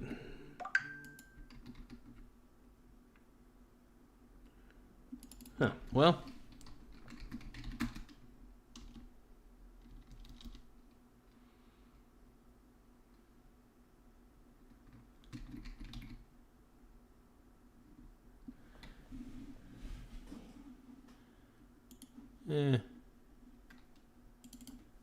Guess we'll do super chats first. All right, let's see. Gotta keep it skimmable real quick. Sorry about that, you guys. I'm kind of spamming my own chat, it feels like. Trying not to. It's a little easier, and then we get that squared away.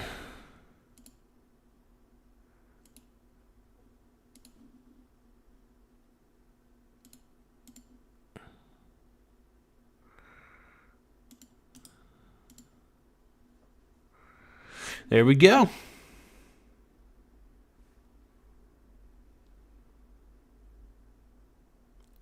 Okay, Deliastan says, "Sir, what's your opinion on worms?"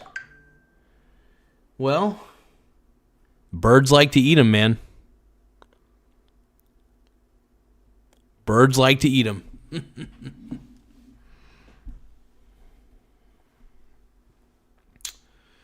My boy. Oh, wow. Let's see here.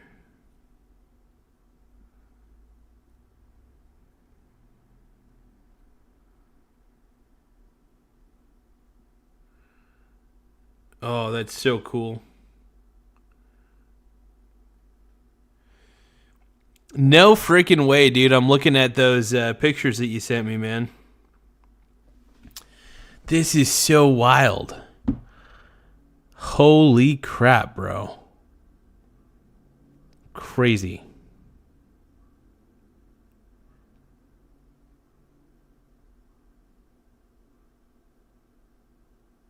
Unbelievable, man.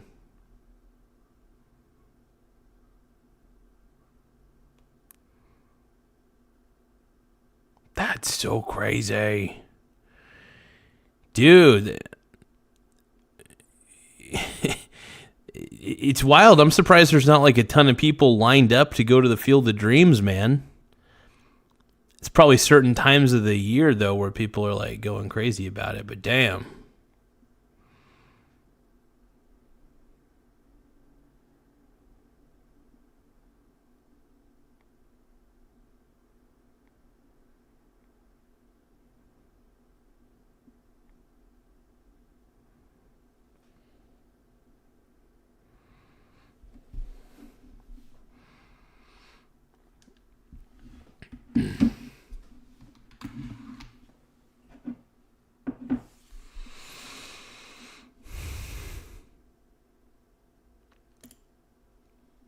Oh, yes, yeah, Major League Baseball does a game there. That's true.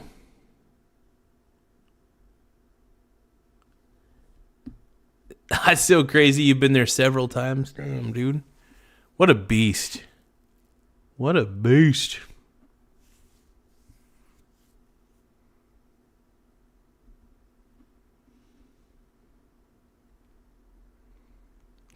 Damn, dude. Pretty cool, though, that you got to go to the Field of Dreams several times, man. I love it. So flipping badass, dude.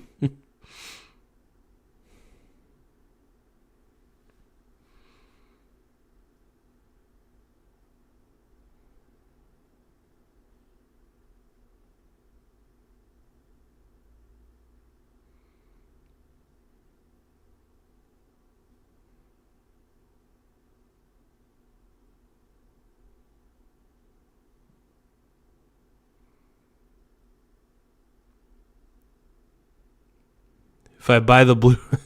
So you have the dirt from the field in the living room. If you buy the Blu-ray, I'll give you the dirt. Oh, man. Nah, it's pretty cool, though, man.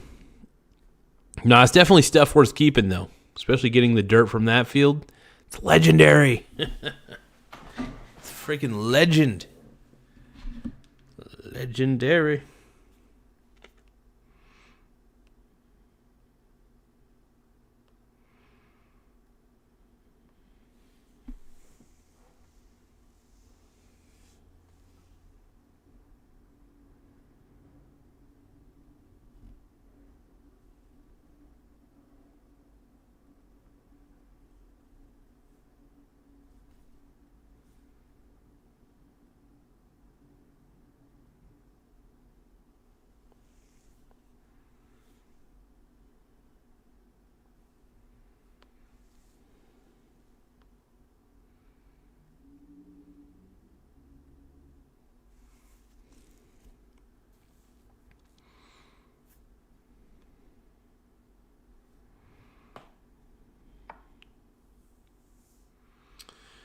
Uh-oh.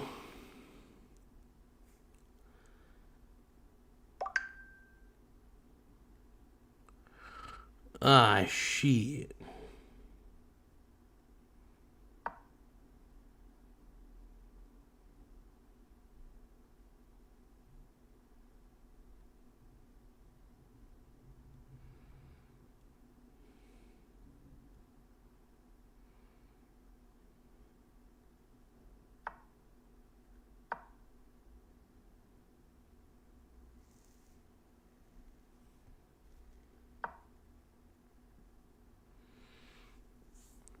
Sorry, you guys.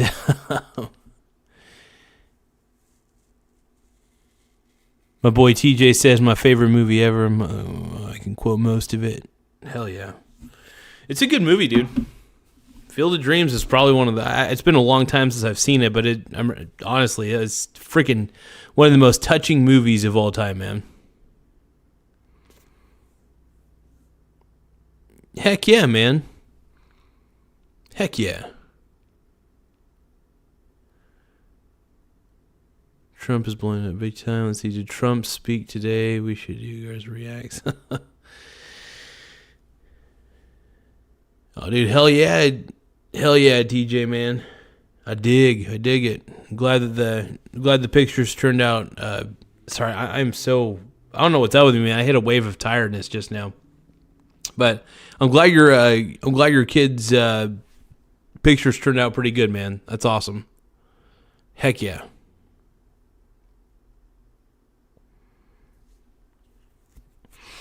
Hey, we got the Strokers. I haven't seen you in a while, dog. How you doing, man?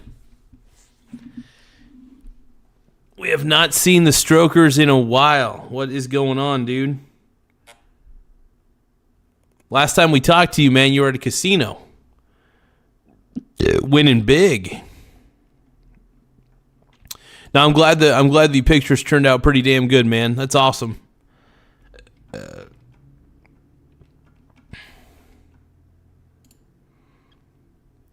Chris Guthrie says that guy is the effing man. Strokers. We do love the Strokers, man. Making cash, my man. Hell yeah, my brony brother. What a beast, dude. What a beast. Stud.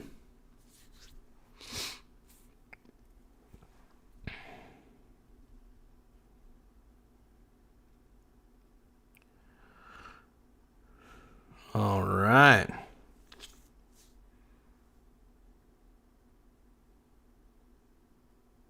Have a great night, Mr. TJ. Thanks for stopping on in, man. I know I'm been a busy boy, but it's always good to see you, even in the chats. I always, whether it's seeing you online or seeing you in real life, man, I think it's just cool. Anyway, love you, brother. Yeah, have fun, dude. Watch that Timcast IRL, brother. What a beast, dude. That's my boy TJ. Make sure you guys subscribe to Stocks Family Farm, my boy TJ. Incredible dude. Love this guy. He's really honestly a sweetheart, very kind soul. All I can say is positive things about this dude. He's the man. What else can I say? But he is the effing man, dude.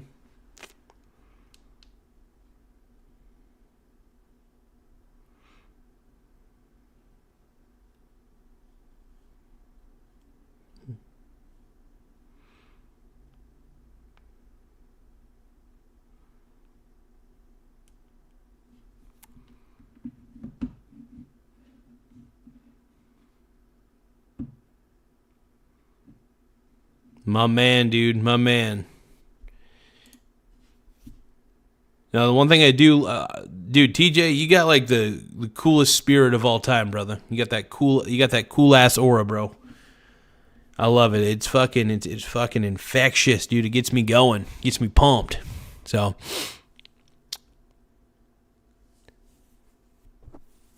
he's got it. Stroker says anything that makes me cash. Strokers enjoys playing blackjack and baccarat, also craps. Hell yeah, dude. You got any cool? I mean, I don't want to talk about too many strategies, but do you have any go-to strategies that you tend to kind of lean on?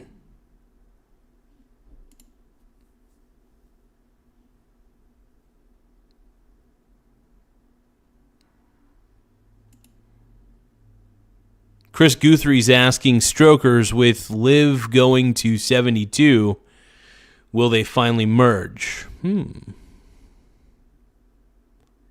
Interesting. That's a good question.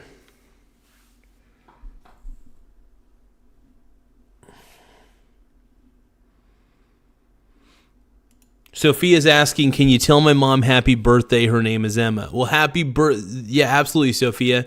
So to Sophia's mother, Emma, we wish you, from not only me, but the chat, we all wish, Emma, we wish you happy birthday.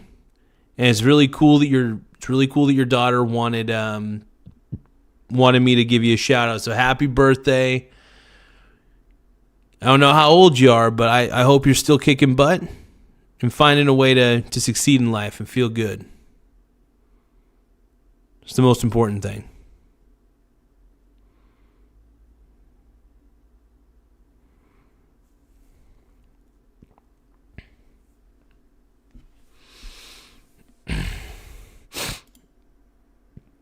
The Stroker says no, they ain't, too much bureaucracy.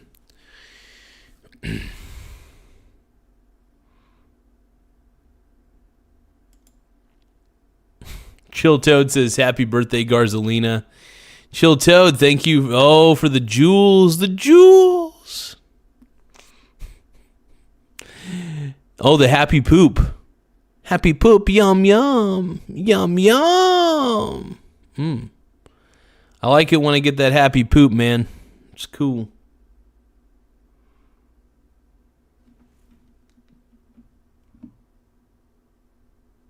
I'm all about the happy poop.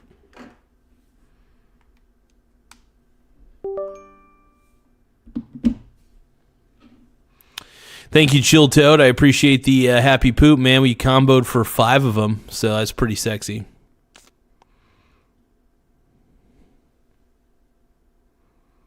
Wild, dude. Happy Thursday. What up, dude? It's been a while since I've seen you, Wild. Hell yeah. Dude, we got the boys. Chill Toad. Dude, we got Strokers Golf. We got Chill Toad. We got Wild. Everybody in the chat, man. We even have my boy, TJ from Stocks Family Farm. We're killing it, dude. Killing it. Winning. How many sit-ups do you guys think I could do? I'm going to do them against the wall real quick, but how many, I wouldn't say full, they're not full sit-ups, they're more like crunchies, basically. We're doing a little crunchies action, but how many crunchies do you think I could pull off in a short span?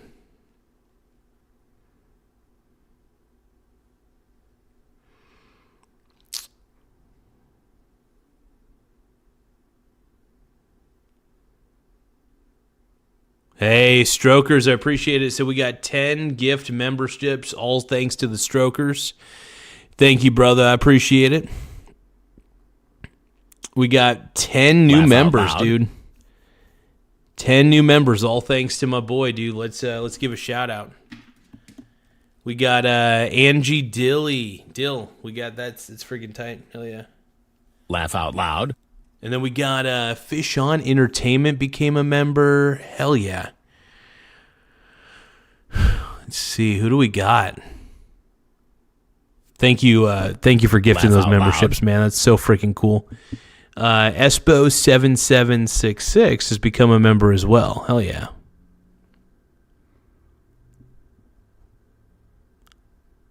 Laugh out loud.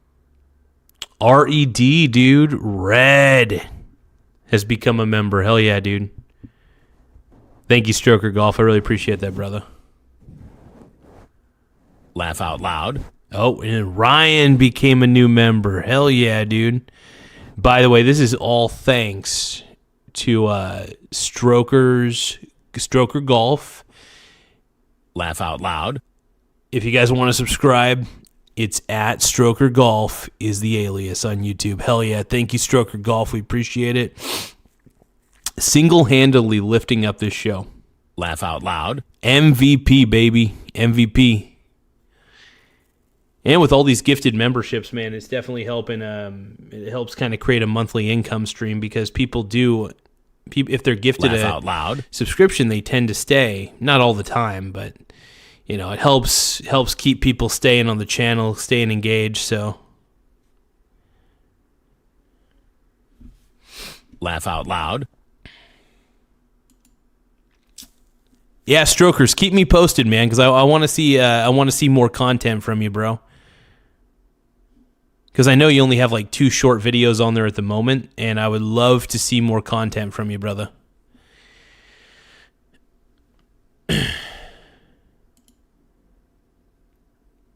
But yeah, more videos from you.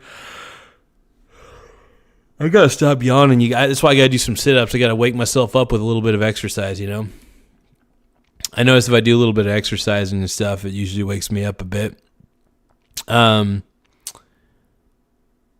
We're gonna use the Irish honor system. How many sit-ups do you guys? How many, like, I guess you could say chin-ups, not chin-ups. Sorry, crunchies. Do you guys think I could do?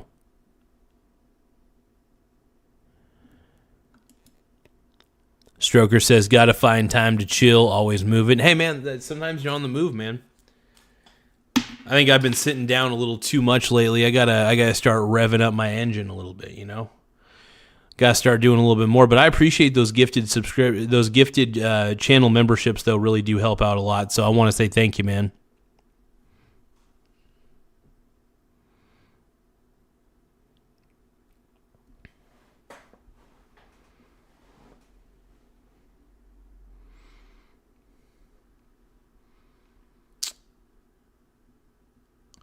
Yeah, I think the government shutdown,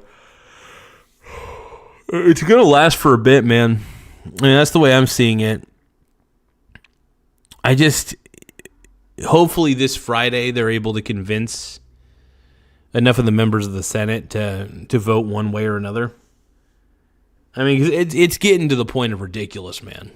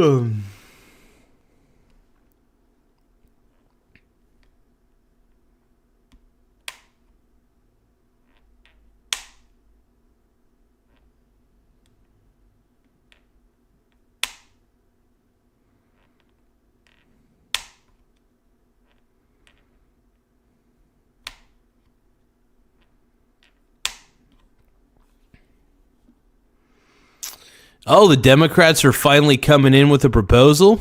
I'd like to hear it.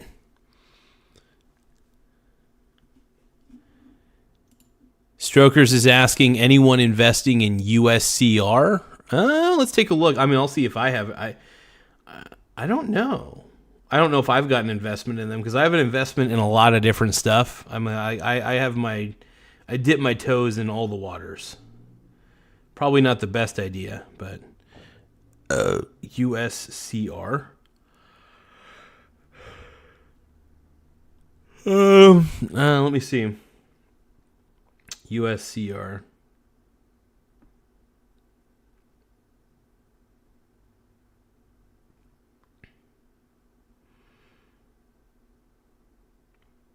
Is that the United States Crypto Reserve?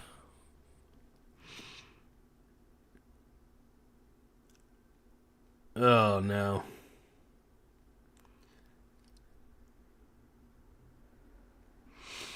You know me, man. I'm not a big fan of crypto. I think crypto's a scam overall. But, I mean, if you guys believe in crypto, I mean, really at the end of the day, more power to you. I think crypto is stupid. I think that crypto is grifter currency. And at the end of the day, it just sucks. I mean, if you're up 300%, dude, like I say, more power to you. If you're finding a way to win, if you're finding a way to make money on crypto, don't let a naysayer like me stop you. Don't let a naysayer like myself stop you, because even though I think crypto sucks, it's just like, you got to do your thing at the end of the day, and I get it. Absolutely get it.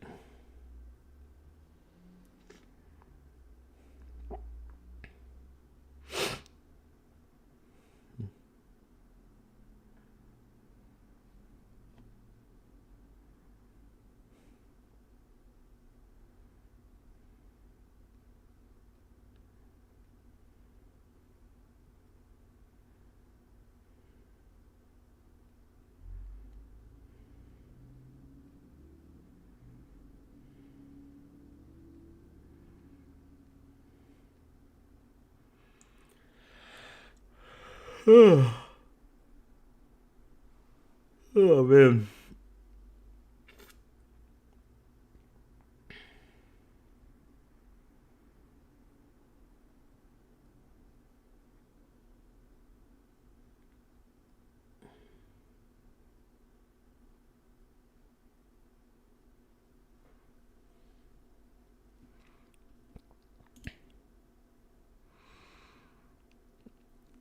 Chris Guthrie says, anti-Bitcoin, just when will the rug fall?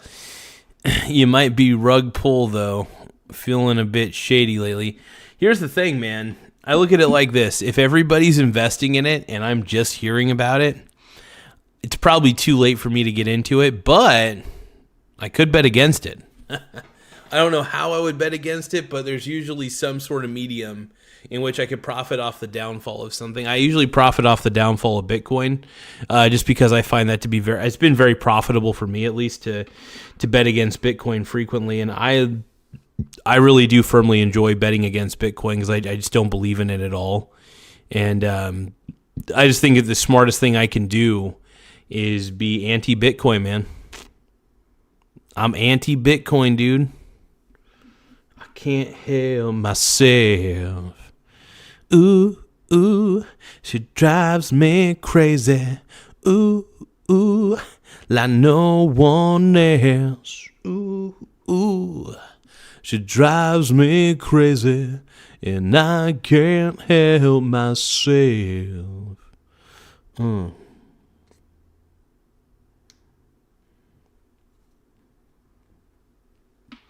I do. Here's the thing, man. That's true. Unknown person is correct. Unless you started the coin, you're going to get scammed. I mean, pretty much without a doubt, dude. Pretty much without a doubt.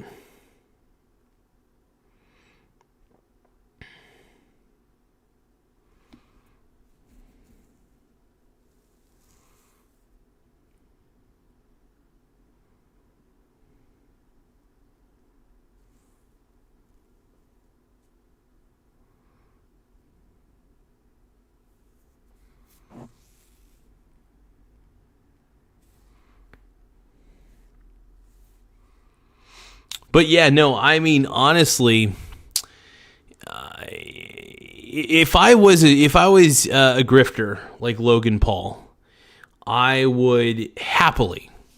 I mean, like, look, I'm not gonna lie. I think crypto is grifto. I think that it's extremely risky, and I think most people at this point know that cryptocurrency is dead. It's dead, and it's a grip. Most people associate it with human trafficking. You know, I mean, that's the way I look at it. People associate it with, you know, PDFs.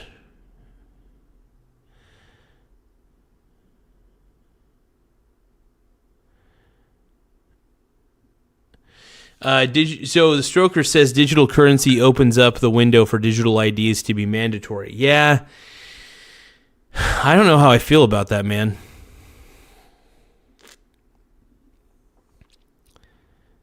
Unknown person says money will all be digital soon. That's not a future I want. I don't think it's a future that any of us should be striving for. As much, look at, I love using my credit card, but I know that I could pay off the credit card with the money that I got in the bank. Right? That's the whole point. It's crazy, man.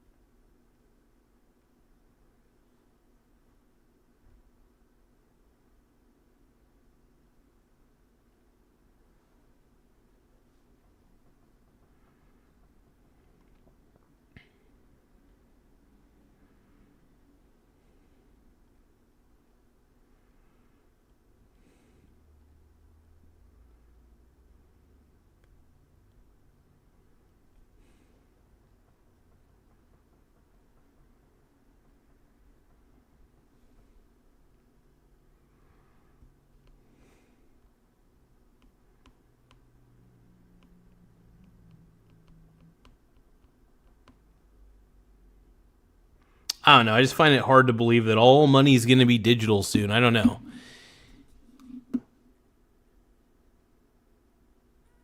Here's the thing. Chris Guthrie, here's my belief that I'm scared of the idea of digital IDs being mandatory. I don't know. There's something about that crawls underneath my skin of like, not good. Chris Guthrie says, if money goes digital, will these quantum computers defend it?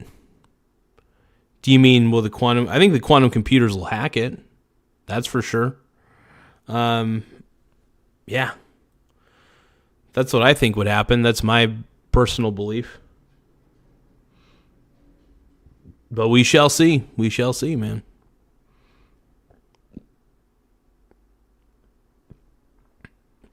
Unknown person says the person who controls the digital money platform will be able to control it. Yeah, without a doubt. See, that's the thing, man. I don't want any centralized force controlling everything. I think that's a bad idea. And I think centralization is probably the worst thing out there. I think centralization of even government, I think centralization of government's scary. Like, I'm not a fan of that at all, man. Not a fan.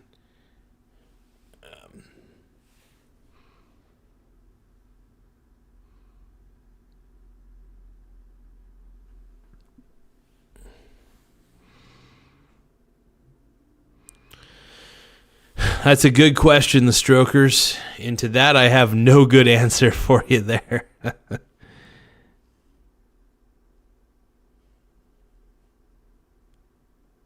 Whoever controls it owns the physical asset, sure. Ryan says, if money goes digital, trade and barter are going to make a huge comeback. Sure. Well, here's the thing. I'm not a fan of digital currency. I don't like the idea of it. I think it might be a bad idea. I think that just you're creating private money at the end of the day, and it's just doesn't feel like it's the right choice.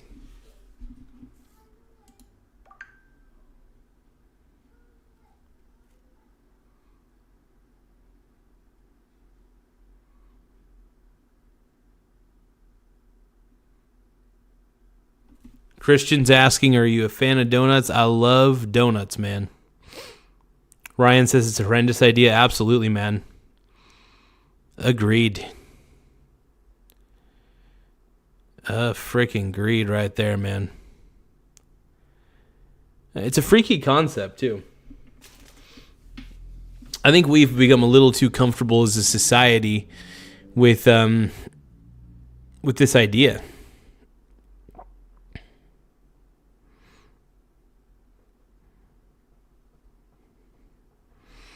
But, I'm hoping that more people oppose this sort of thing than are for it. But,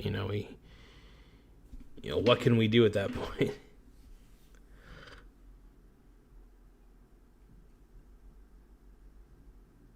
The globalists. But yeah, I'm happy to say that that I'm constantly betting against, I'm betting against crypto as best as I can. I want there to be some sort of ETF that lets me bet against the entire crypto market, though. That would be very satisfying. In fact, who knows? There might be. Let's see. If I look up crypto-backed ETFs, is there one that gives me the ability to bet against the entirety of the crypto market?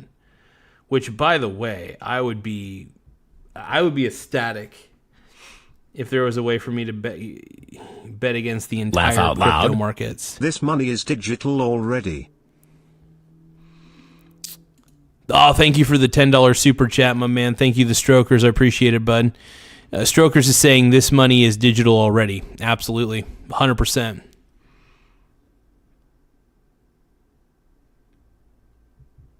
By the way, man, I can't wait. I cannot wait to see... I'm sorry, I'm drawing a blank, Strokers.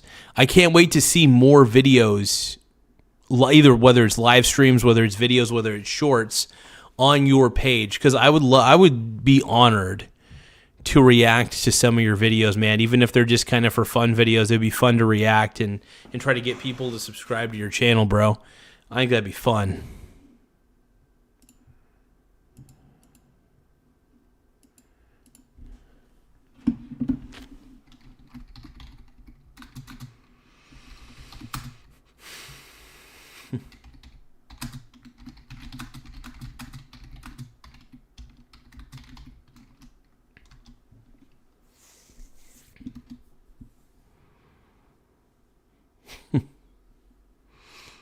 But yeah, thank you so much. Thank you, the Strokers, for the $10 super chat. I greatly appreciate it, brother.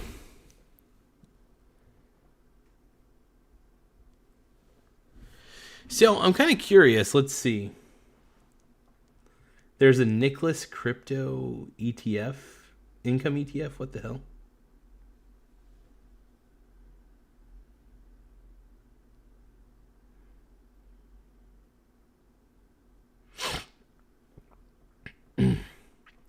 Oh, so there's an index ETF that exposes you. Dude, that is an egregious expense ratio, by the way. 1% expense ratio. F that. So this fund is actively managed and it invests in companies that invest in crypto. How much of a garbage ETF is that, dude? F that. That's trash. Yuck. I mean, this is a recently created ETF too. I don't like this. Everything about this reeks of shit. I just want to know what the holdings are. What are the holdings, man? Wait, it doesn't even tell you what the holdings are? That's stupid.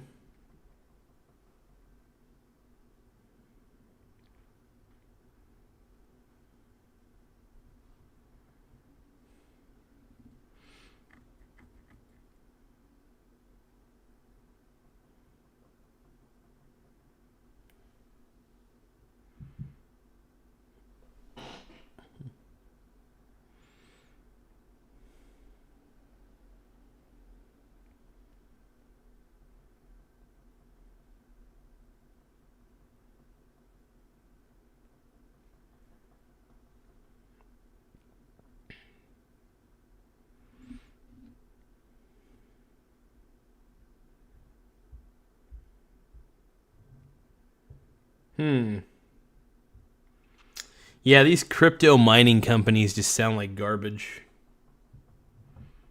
There's just so many crypto. There's so much crypto sloth.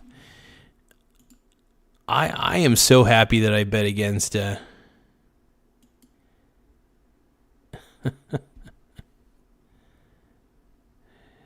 Strokers. The Stroker says Garza reacts to me pissing on a fly. And also, or a max bet casino session, one or the other. I love it, bro. That'd be great. Honestly, I'd love to react to some videos of you doing some crazy stuff, man. So, I'd be purely honored, bro. I'd be purely honored, man.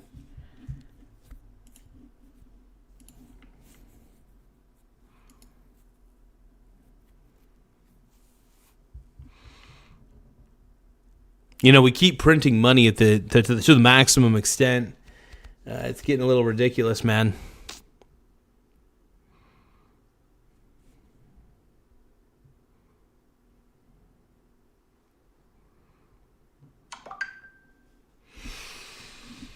Oh, I got a chess move I got to do. Hold on. Oh, shit.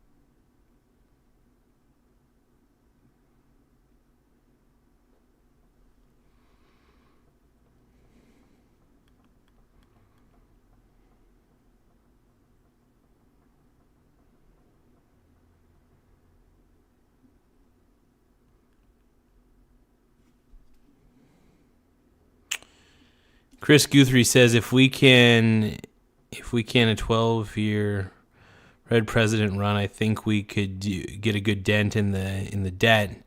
At least that would be the mission. Yeah, honestly, seriously, the national debt is so insane. I think what blows my mind is that we all seem to be way too okay with the national debt. Like, too many people are okay with this. I'm not okay with trillions upon trillions upon, we're like $39 trillion in debt. I'm not a big fan of Trump's big beautiful bill, as much as I love Trump Daddy. I'm not a big fan of that big beautiful bill, though. That's just something I can't get behind. But other than that, I love Trump. I think he's the man. Big beautiful bill is just a little too extensive, a little too crazy.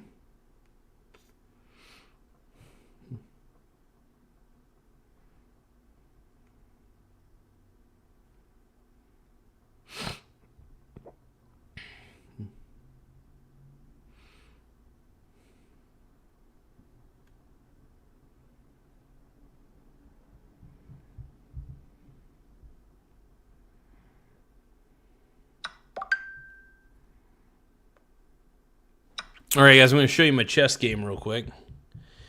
Playing my buddy Jake. How do you think I should move? What do you think the next course of action should be? That's what I got going on there.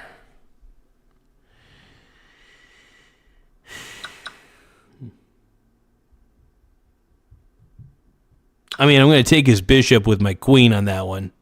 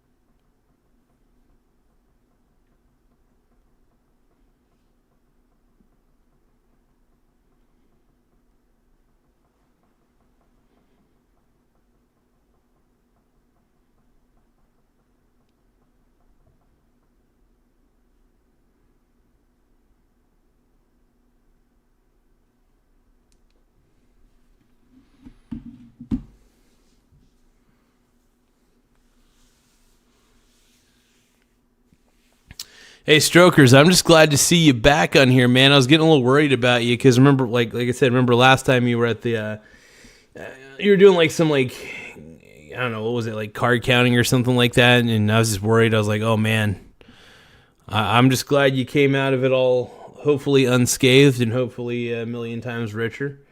But, you know, I'm always rooting for my boys on here. Anytime I root for people's success. I don't like seeing people... I understand struggle is a part of the game of life sometimes, but I do like seeing people succeed. I think it's good.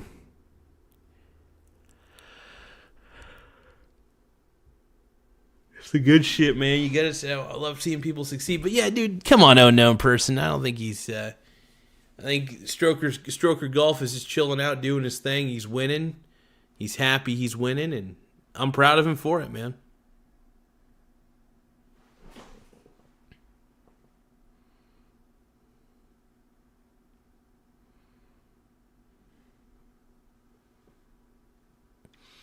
Bread Untoasted said, I'm back, Mustard Man. What up, dude? Now, I don't have mustard on right now. That'll be later, though. Chris Guthrie says, gambling at casinos is their best method if you're smart. Well, how do you win at casinos, then?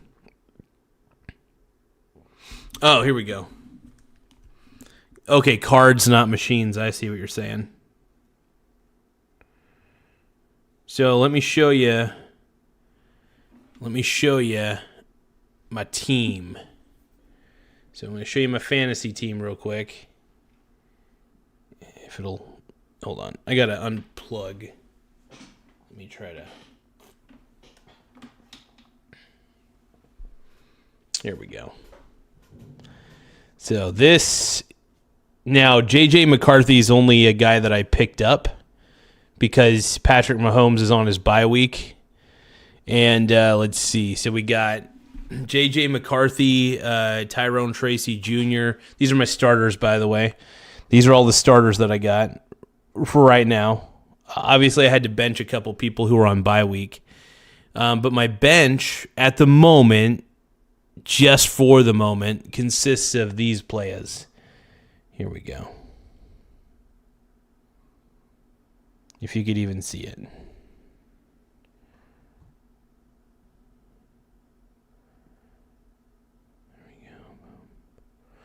That's my bench. Now Jamar Chase is typically starting, just to let you know, and Rashee Rice is typically in my flex position, and then Patrick Mahomes is typically starting. But because they're all on bye weeks, I had to bench them for these people, for these guys. Which honestly, I've been stacking my bench all year. I've been really sniping the waiver wires. That's how I was able to get Rashee Rice off the waivers, because I had been sniping hard on the waiver wire. Like, big time hard. And then this week, I mean, every single player that I have has great matchups. Like, for instance, Trayvon Henderson. No, Chris, dude, running backs are like a dime a dozen, man. I got to keep as many as I can get. You think I need to get Luke Musgrave, though? Let me take a look at the tight end pool. I mean, look, Musgrave is available currently.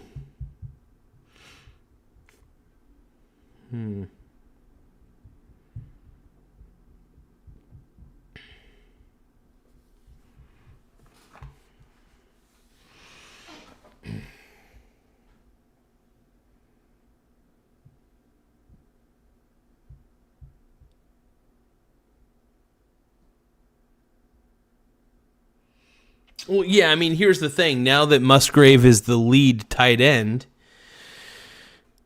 so Musgrave is the lead tight end currently, is what you're saying. Okay.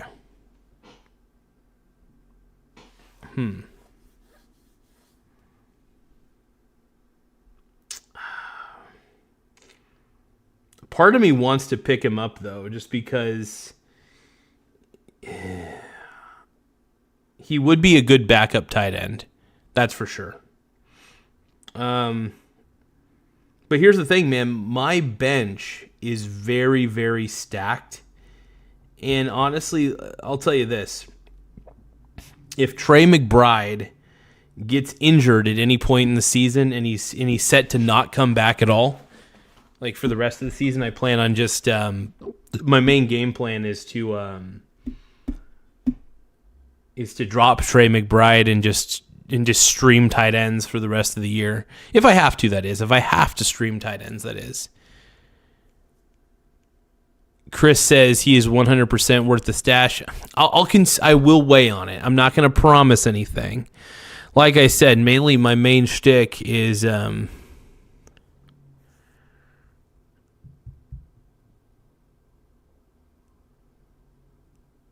I mean, you do make some good points that Love feeds his tight ends because he doesn't have a reliable wide receiver. Sure. Luke is, he's a tall dude. Musgrave is a big boy. I don't know. For now, I'm just going to keep Trey McBride. I mean, obviously, I'm not going to get rid of McBride. That would be stupid. Dude, Trey McBride is like the number one. Him and Marvin Harrison Jr. are like the two primary targets in that offense. So, yeah. But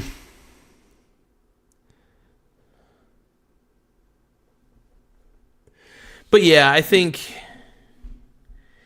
and you make some good arguments, but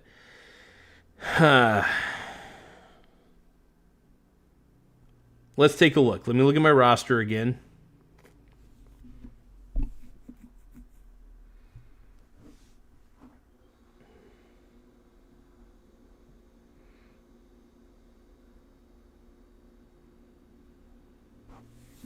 I could get rid of Devin Singletary because he is the backup. Devin Singletary is legitimately the backup. I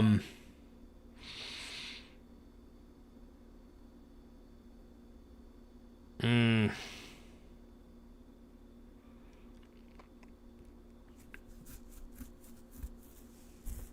if Musgrave is... Ooh. This is tough.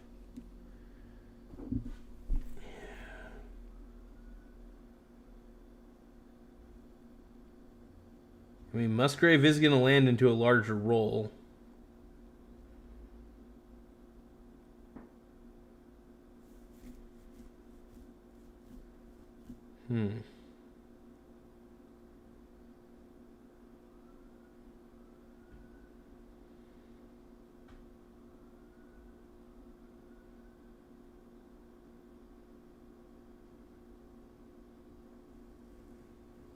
So I think, is Tucker Kraft out for the rest of the season, though?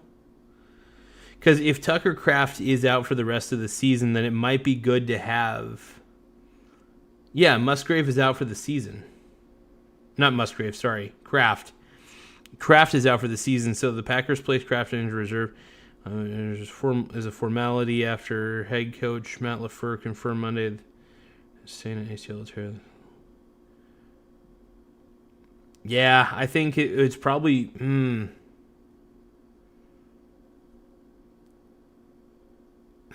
Man.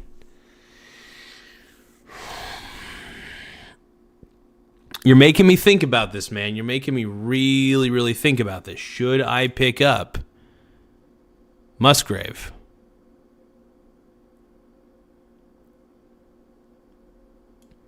Considering Musgrave would be the primary target in that offense.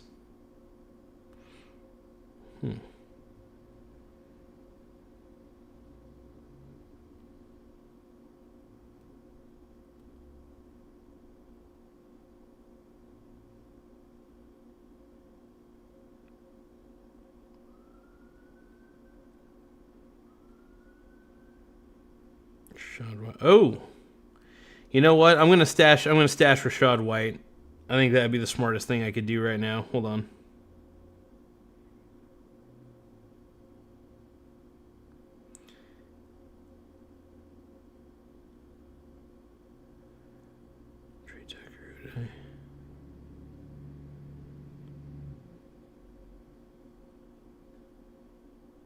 Damn, dude, Rashad White. Oh man.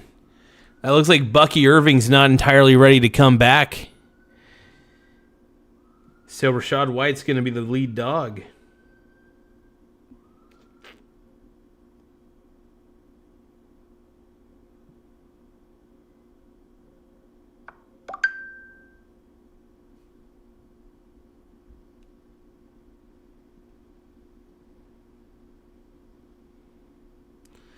I want to see what's up with Bucky Irving, though. Hold on.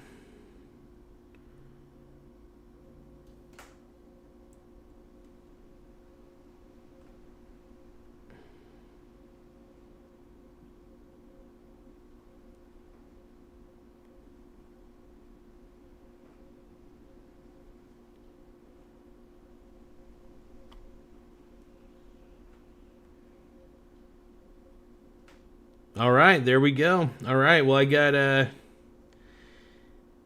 Rashad White back in the lineup again because I dropped him. And, yeah, I dropped Devin Singletary. That's look at tight ends when it comes down to it. I don't really care that much about tight ends. If I have to, I'll stream a tight end. I look at it like this. If Trey McBride, who is a stud, by the way, ends up getting injured for the rest of the season, I'm streaming tight ends the rest of the year. I'm just going to do it based on matchup and just pick whoever the hell's in the pool.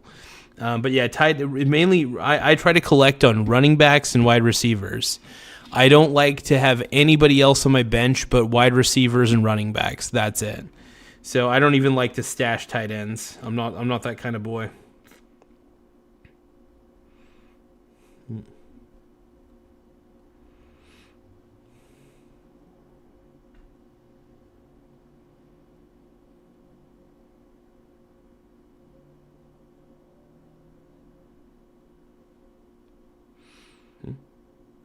Oh, Bo Nix is playing. Hell yeah.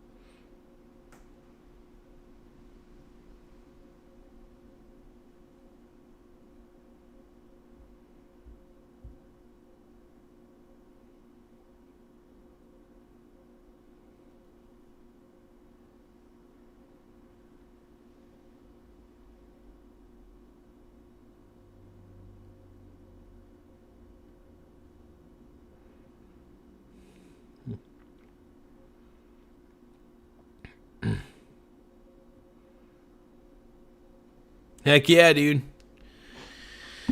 All right. Daddy's back, dude. Daddy's back. Zaddy's back.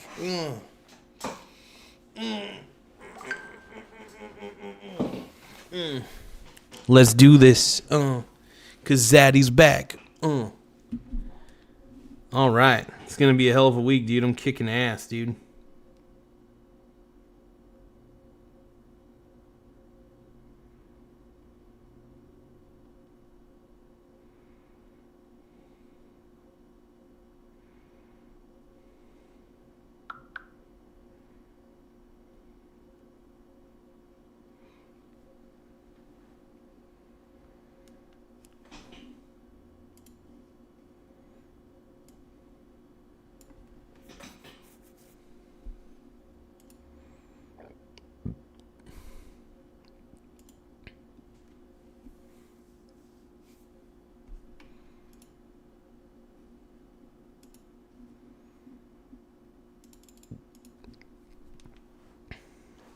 Yeah, when I was looking at the fantasy stuff, I saw that Rachaad White was basically projected to be the starting running back this week because it looks like Bucky Irving is not showing any signs of improvement. And, yeah. It's freaking huge, man.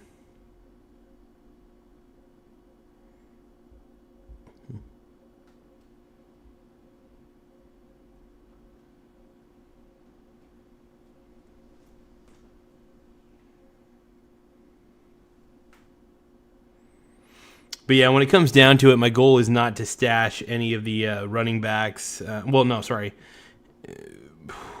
I saying? Tight ends. I don't stash tight ends, dude.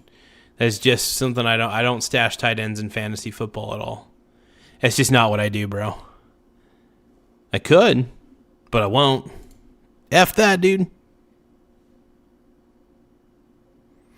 Can we give a shout out to my boy though, Stroker Golf? At Stroker Golf is the alias. Make sure you guys subscribe to him.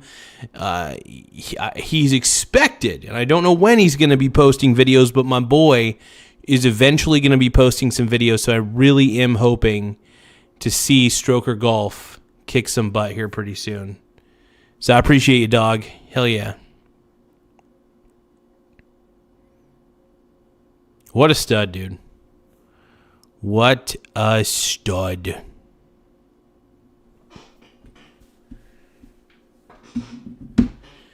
But how's everybody doing tonight? Hopefully everybody's doing A-okay.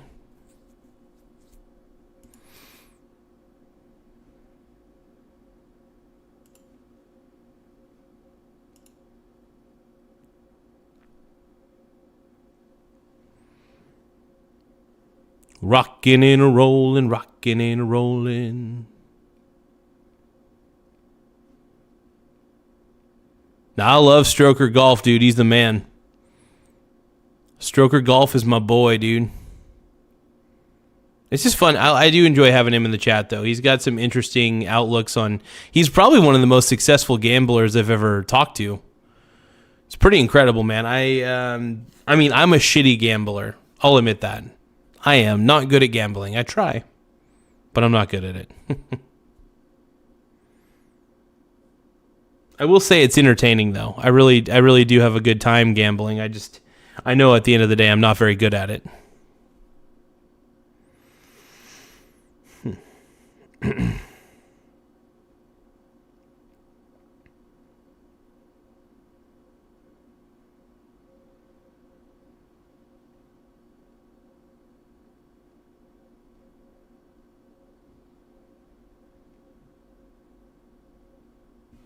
No, I enjoy you just as much, unknown person. So, dude, unknown person, you don't donate anything, but I still enjoy your commentary. It's a little bit, I mean, I'm not always the biggest fan of your commentary, but I enjoy it, though. What are you talking about, dude? Unknown person, are you Stroker Golf's wife?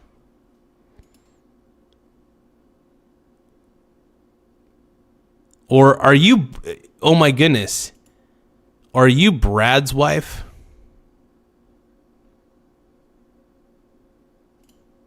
I muted myself. What? I don't think I did. Hold on, let me check. 1, 2, 3. Tim, check your volume. It's good to see Tim Smith on the chat, though, my boy. Thought we were talking about Drake. We always talking about Drake up in here.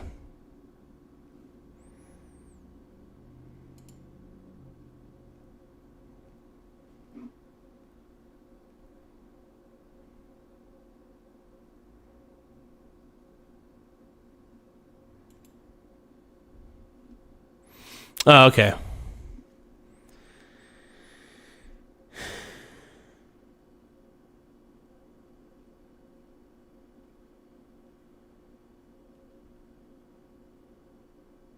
So I was checking my fantasy football. I was checking my fantasy football, and I snapped up a stud, dude. Rachaad White, man. When he's starting at running back, dude, he's a stud. And honestly, with Bucky Irving's health in question right now, Rachaad White might be the running back for some time in that offense. It's crazy.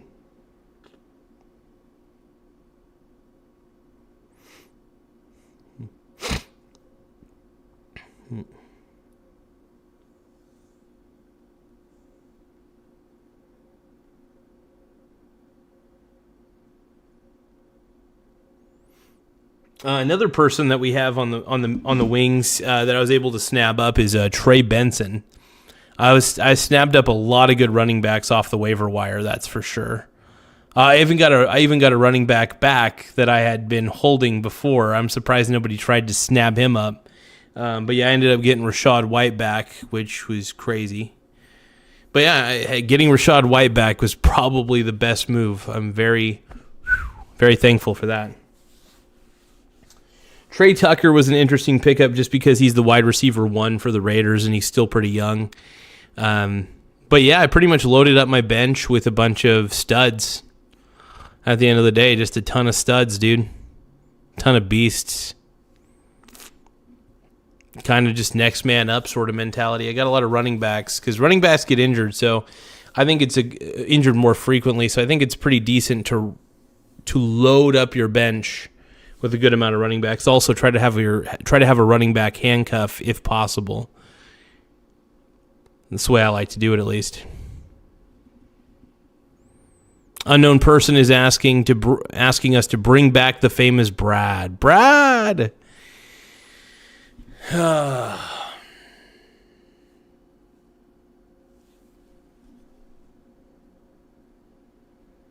Unknown person says, I miss Brad, him and his inability to spell. Yeah, I miss Brad and miso turtle soup. I miss both miso turtle soup and Brad, dude. Brad. I miss both of those guys, dude. I haven't seen them in a while, man.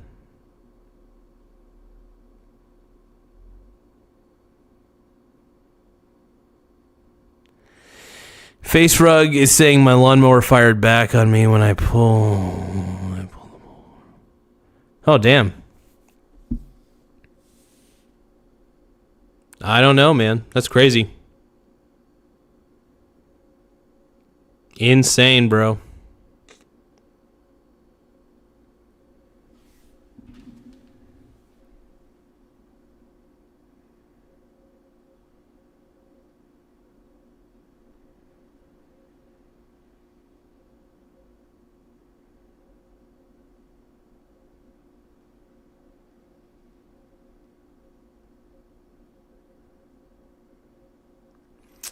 I'm in a 12-team league. I'm in a 12-team fantasy football league. It's pretty fun.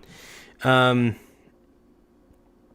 little tough. I mean, I'll admit it's kind of tough because you have to really pick the best players that you can. I tend to stack up on wide receivers, at least the best wide receivers that I could get a hold of. And, yeah, it's crazy. It's fun, though, man. I love it. I really enjoy it. Now, if there's one thing I have fun, it's fantasy football, man. I can't get enough. Wow, Bo Nix is kind of playing like ass right now, dude. Well, at least for the moment.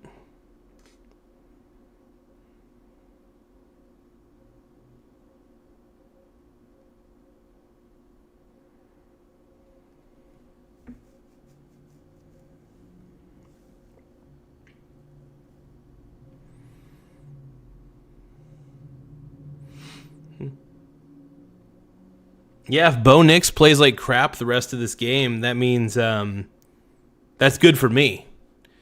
Because that puts less pressure on my quarterback to have to perform. Obviously, my quarterback doesn't know that he's a man on there, but I'm going to eat some gummy bears, though. I'm excited.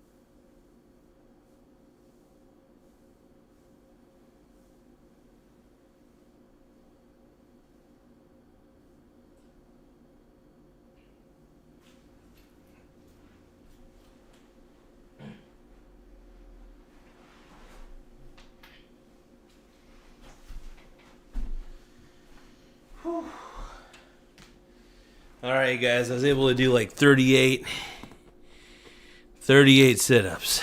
Oof. Trying to get back into shape again. Feels good to do those, though. Thank you guys for subscribing, by the way. We're at 6,230. Couldn't have done it without you guys. Thank you guys for hitting the likes. Thank you guys for hitting the subscribes. I appreciate it. Let's go.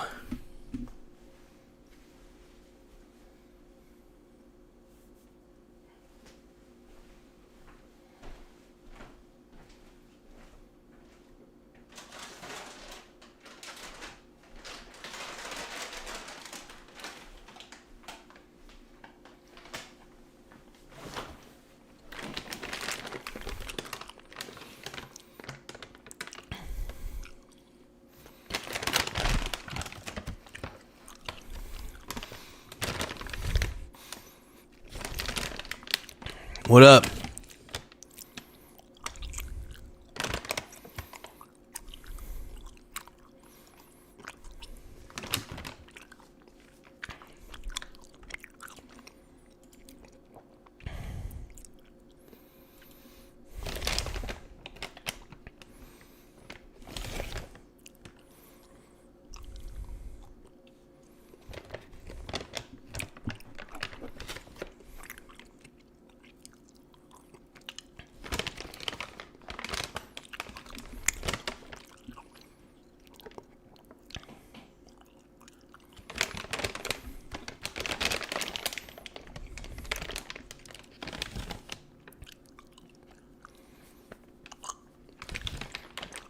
Gotta keep my abs looking good.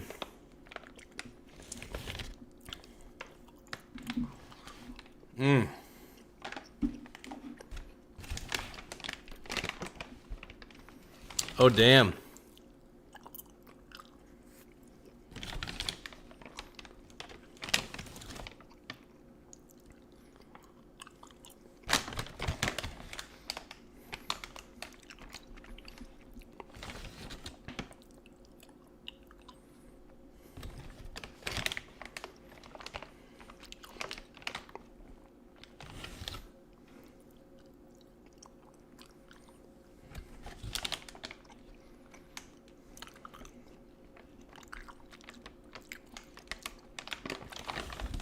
Oh, Trey Tucker's a beast, dude.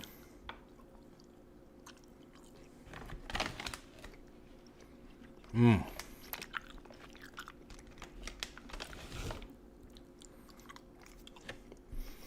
looking good this week, man. I'm looking good.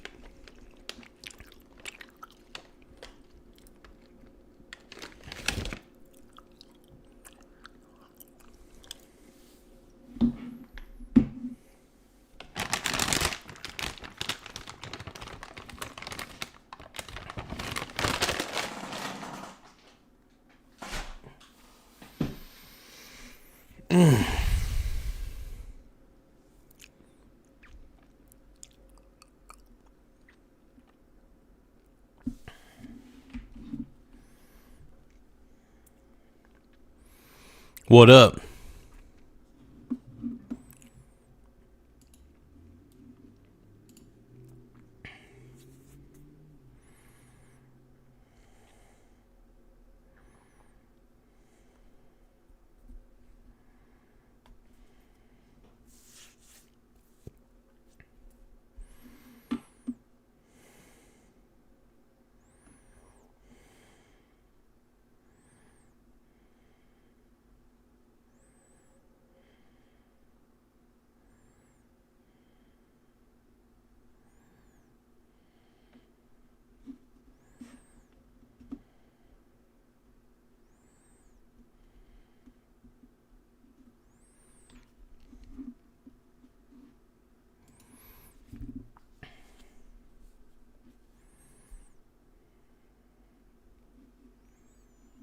So what's going on, everybody?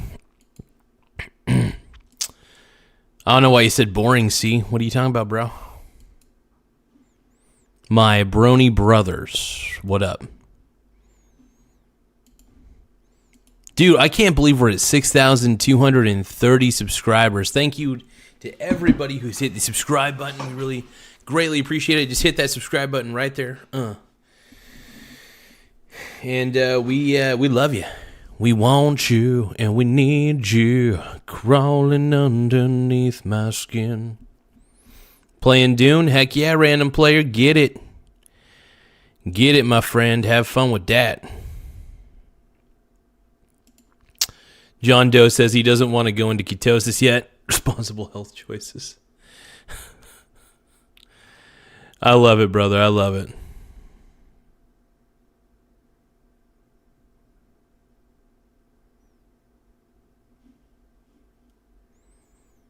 Tim Smith says, buy the dip on strategy to the moon in January. I don't know, man. I still think Michael Saylor's full of hot air. I think Michael Saylor is the worst CEO of all time. I think I could go on and on about why I think Michael Saylor is the worst CEO of all time.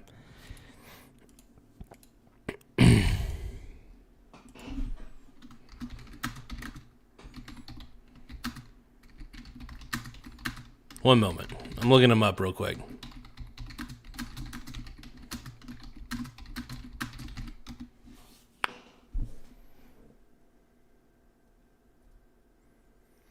The thing about Michael Saylor that pisses me off is he's trying to convince everybody that a lie is the truth. And that's increasingly frustrating.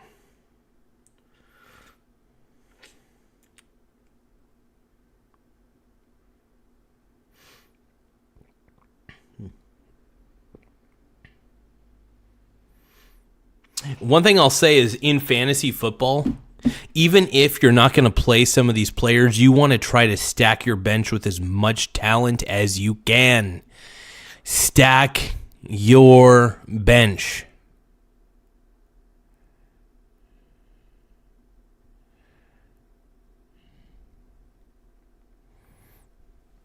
So, we're going to go over why Michael Saylor is just awful, is a bad CEO. I love you, Tim Smith, but Michael Saylor sucks. Tim Smith says, my MST by Defiance ETFs, weekly payout on strategy covered calls. Hell yeah, dude. Did you get a fat payout? Honestly, I mean, if you're getting fat payouts from those covered calls, more power to you. But I will say this, though. I think Michael Saylor is a terrible, terrible CEO. And I think him turning strategy into a Bitcoin, what do you call it? A Bitcoin treasury, I think is just stupid. But here we go. So 2000 SEC enforcement, a massive restatement and crash. So MicroStrategy improperly recognized revenue in multiple deals in 1999. The SEC brought an action that the company and Saylor settled, and the firm restated results. The stock plunged 62% in a single day after the news, and then 61.5% in early coverage. And here's another point on why Michael Saylor is a terrible CEO. He has a pretty long track record of being kind of skeezy. So in 2024 DC tax settlement, the DC Attorney General alleged Saylor evaded district income taxes. Saylor and Micro Wiener Strategies agreed to pay $40 million to resolve the suit. No admission of liability in the press release. Critics cite this as a government ethics red flag. Another one is extreme balance sheet concentration in Bitcoin. So under Michael Saylor's strategy, the company, now branded Strategy, became a giant Bitcoin holding vehicle. As of late 2025, it reported roughly 640,000 plus Bitcoin on the balance sheet. That's insane. That is so fucking insane. Are you saying that dude, that's actually kind of insane if you think about it, because Michael Saylor owns, because if he ends up owning 1 million Bitcoin, he's going to be, wow, that's 120, that's 1 over 21. So what would his percentage be? If Michael Saylor owned 1 million of the 21 Bitcoin, that percentage, he would own roughly 4.7% of the entire Bitcoin supply. That would be insane. All of that Bitcoin, all that useless digital fucking currency would be owned by Michael Grifter Saylor. That's insane, man.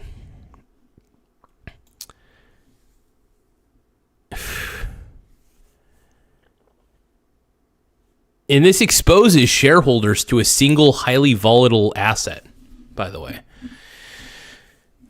There's another thing, aggressive financing, dilution and leverage, like to buy more BTC, basically. The company repeatedly issued equity via at-the-market programs and sold convertible notes to fund Bitcoin purchases. Moves that can dilute existing holders and add balance sheet risks. For example, in February 2025, it disclosed buying 20,356 Bitcoin for $1.99 billion, funded by a new convertible note offering. In 2024, it announced raising $2.03 billion via at-the-money to buy 27,200 BTC. Wow. This guy sucks, dude. This pisses me off.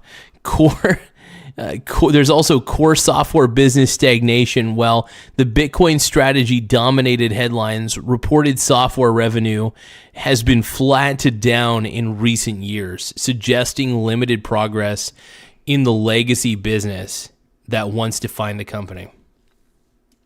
Insane. Whew. Shareholder volatility tightly coupled to the Bitcoin price. Now, if you're turning your entire worthless company into a Bitcoin treasury, then that's a problem. Because it's not, you mean, you were a software business before, but now you're just a stupid Bitcoin holding firm. Like, what?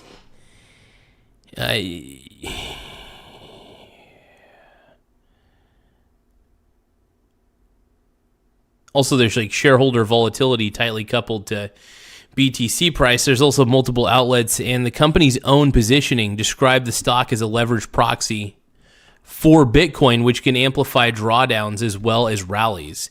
Another governance strategy criticism from traditional investors. So yeah, the big deal is if any other CEO, like let's say Warren Buffett decided to do exactly what Michael Saylor was doing, that's a problem, man. Like, that's a big deal, bro.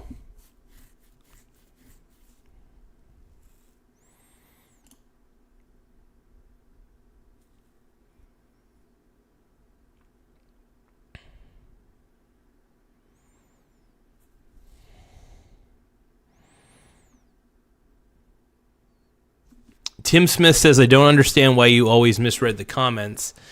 Are they on your phone? Is the phone like far away from where your eyes can see? Have I been misreading the comments? By MST, the Defiance ETFs, by Defiance ETFs, weekly payouts on strategy covered calls. I mean, maybe.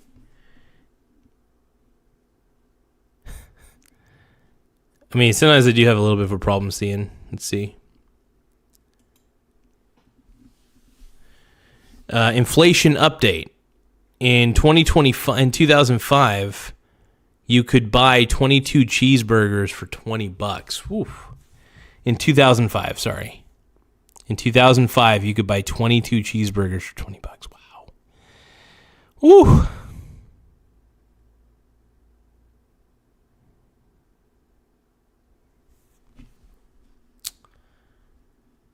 you sometimes misread like one word or something, but it changes the whole. I understand. So I think so. I don't always wear my glasses. I probably should because the monitor is about kind of like this far away from my face, and I can see the comment, but there are times like I think I have slight dyslexia.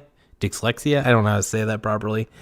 I think I have a little bit of dyslexia from time to time where I actually will misread something straight up.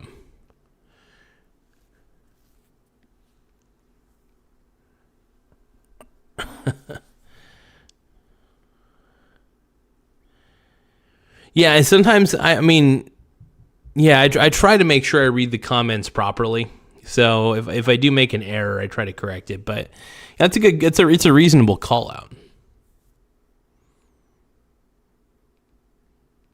It's a reasonable call out, but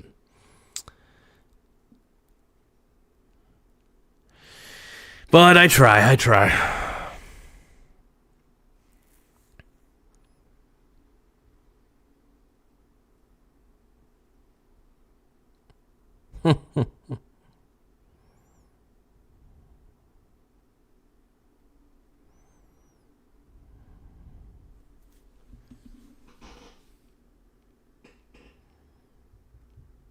Go Dodgers, baby. Woo.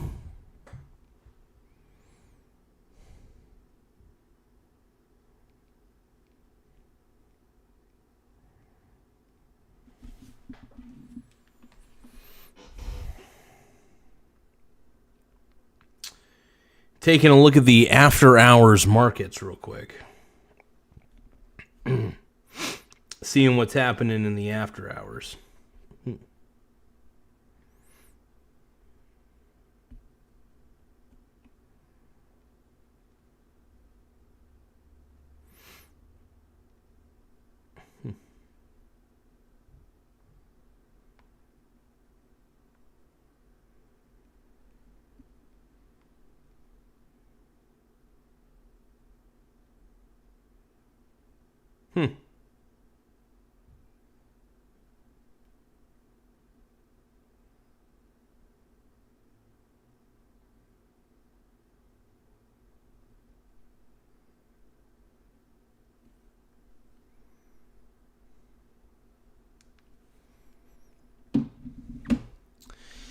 Go easy on him, Tim. We're all human.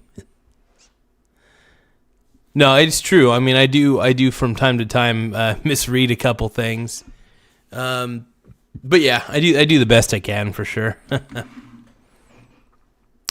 But let's see here.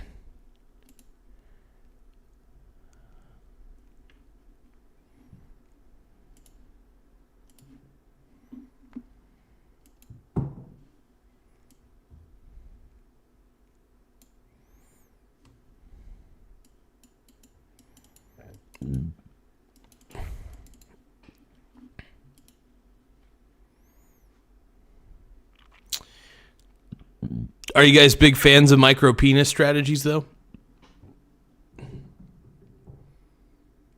Like micro wiener strategies, you know, that's a big company.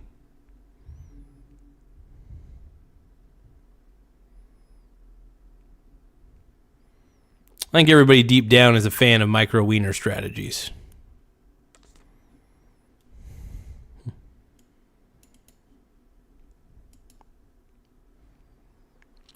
Make sure you guys subscribe to the channel. We need more simps. And yeah, we simping. We simping hard, dude.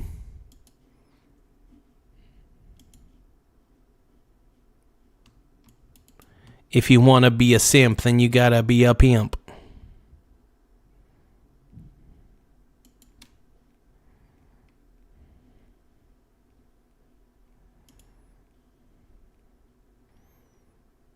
B1B Lancer says, I agree, we twinning. Hell yeah, dude. We twinning. All right, so I got to about, I don't even know who that is, bro.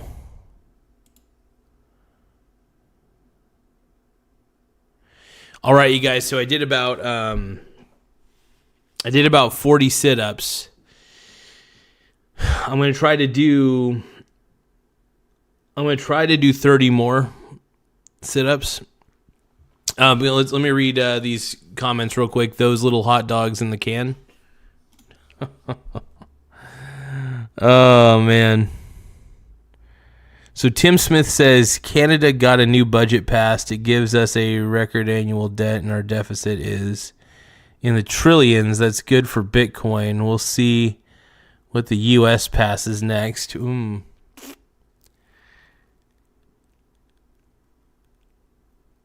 jeez. Here's the thing, though, man. Even though Bitcoin has a finite supply, Bitcoin is still just a string of data, which is one of the reasons why I constantly say that even if Bitcoin were to go to $1 million per coin, that just means it's incredibly overvalued.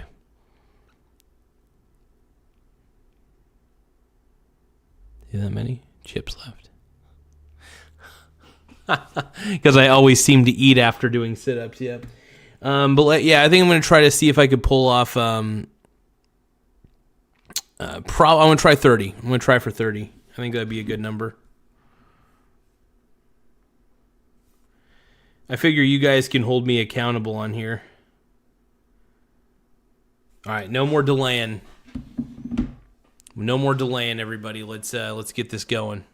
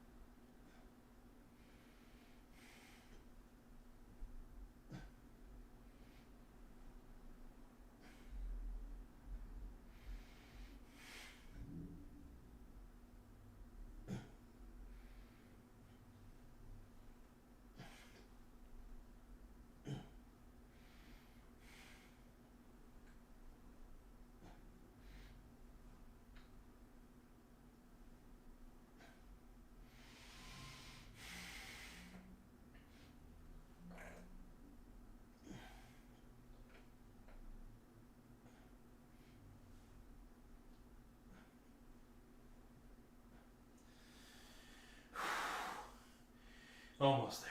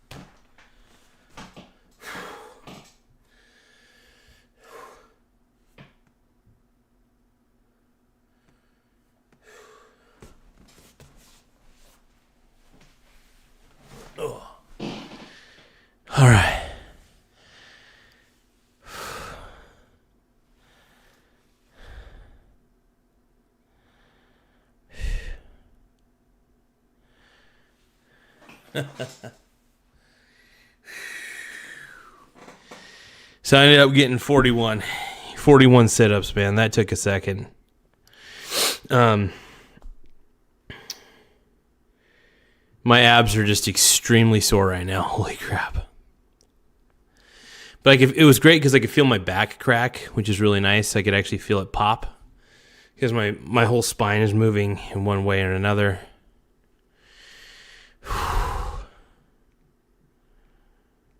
But yeah.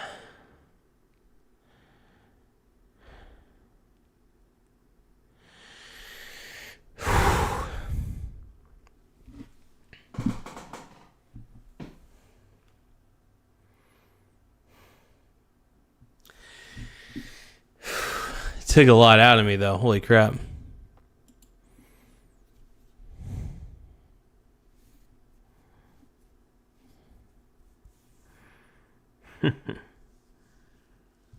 No, I'm pretty sure I got to 41. In fact, there were quite a few I didn't even count.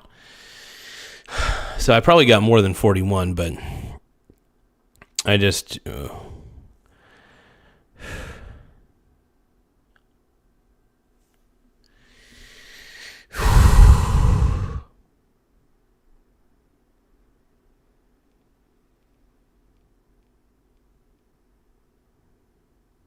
I need some water after that. I'm gonna drink some pomegranate juice. Actually, that'll help. That'll help calm the pussy.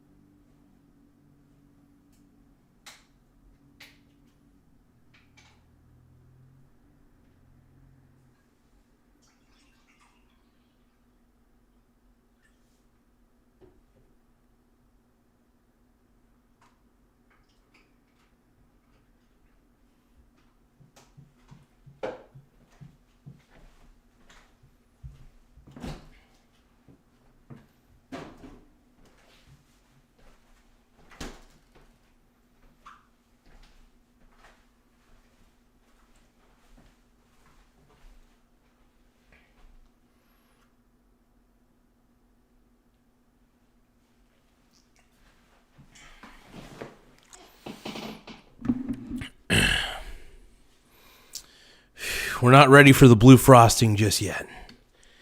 We'll save that for the slightly later stream. I'm going to take about an hour break here in a bit. Just to chill and relax. Hold on.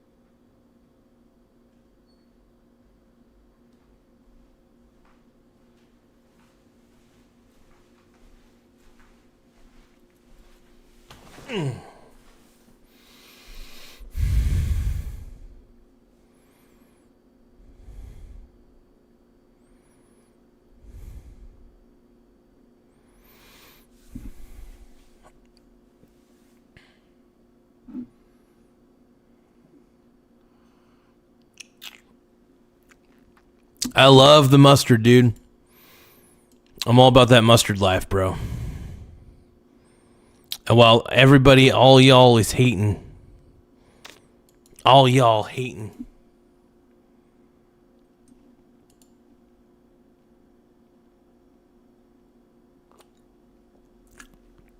JK.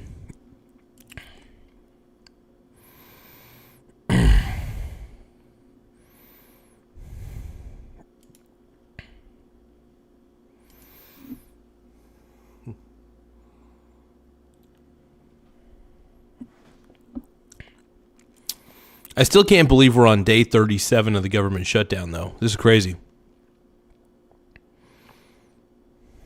At the end of the day, how insane is that, man?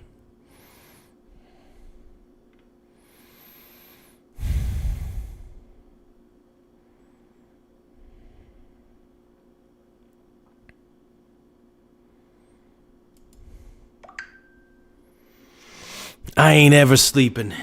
Hell no.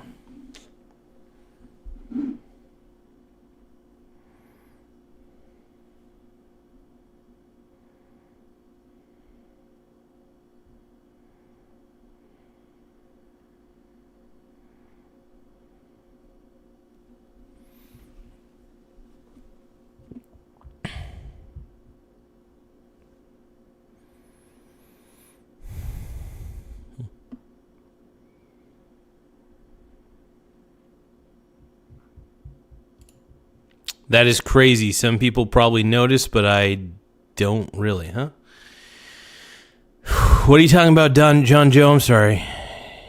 John Doe.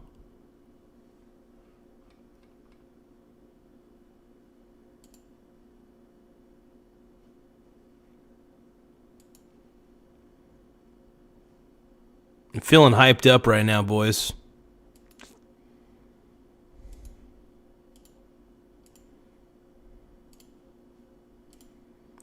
Wow, we're at 6,231 subs. Hell yeah.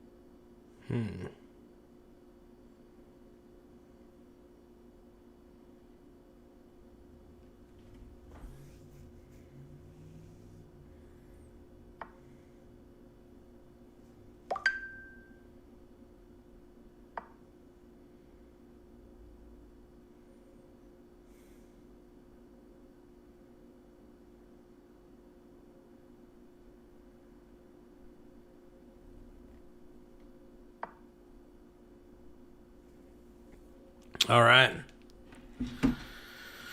Oh.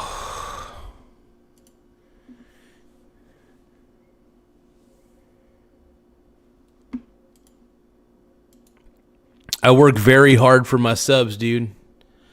I love working hard for my subscribers, man. I want to try my best to provide a fun show. It's tough to do a continuous show.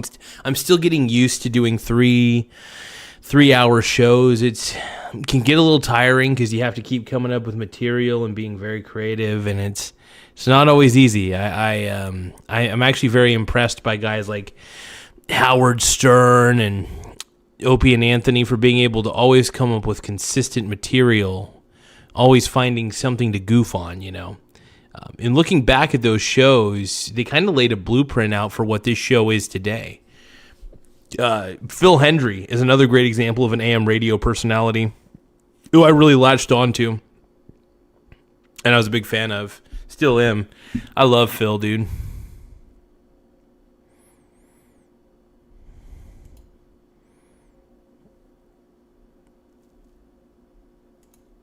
Tim Smith says he loves caca.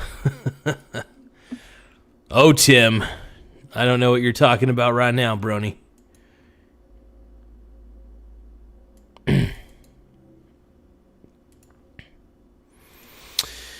John Doe says, 37 days seems like yesterday. Garza actually told me it was shutting down 38 or so days ago. It's probably been 38 days. I don't know. I can't remember.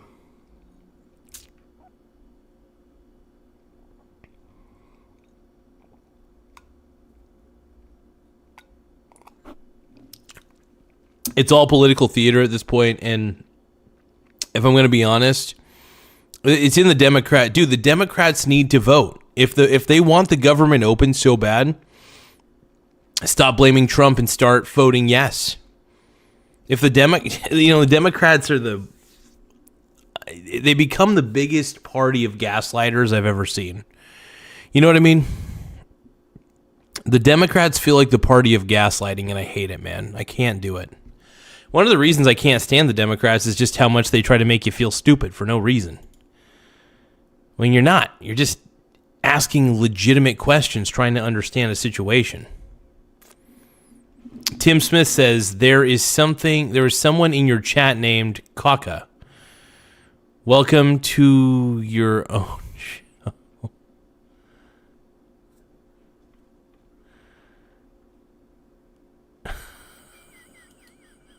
I didn't even see the name, man. You should love... Israel. All right. We love you, Kaka. I thought Tim was just saying he loved Kaka. Like in general, I thought, okay.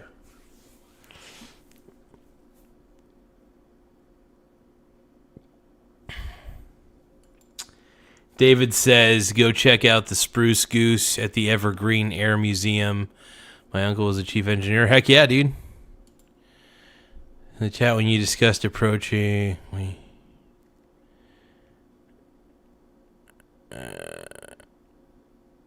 Yeah. I didn't think it would get to this, man. I didn't think the shutdown would get to this.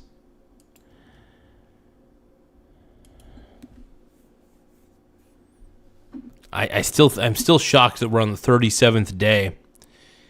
Crazy.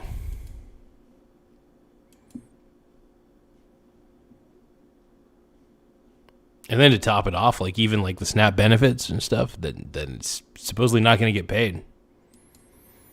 You know, I don't know if that's still the case. Actually, let me look that up.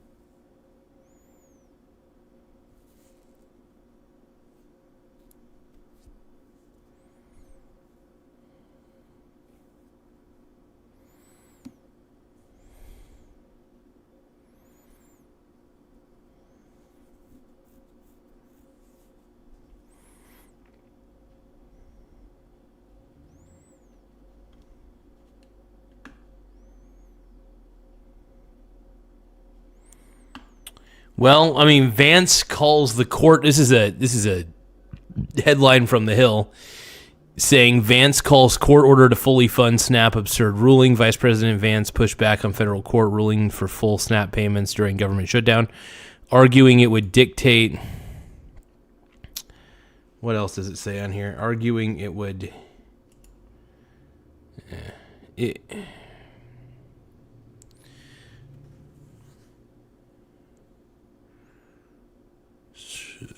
Telling us he would have to... Okay, hold on. It is an absurd ruling because you have a federal judge effectively telling us what we have to do in the middle of a Democrat government shutdown. Vance said during a roundtable with Central Asian leaders at the White House, what we'd like to do is for the Democrats to open up the government, of course. Then we could fund SNAP, and we can also do a lot of other good things for the American people, Vance said. But in the midst of the shutdown, we can't have a federal court telling the president how he has to triage the situation. I mean, seriously, look, the Democrats can seriously vote.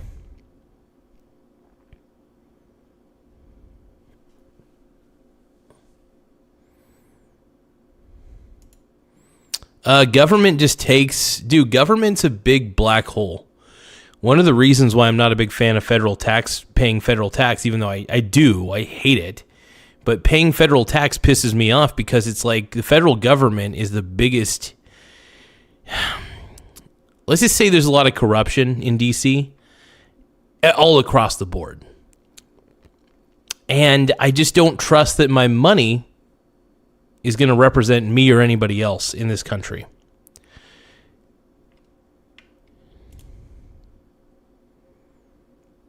Well, they're going to appeal it. David Johnson, he's going to appeal it. All they have to do is open the government back up. Simple as that.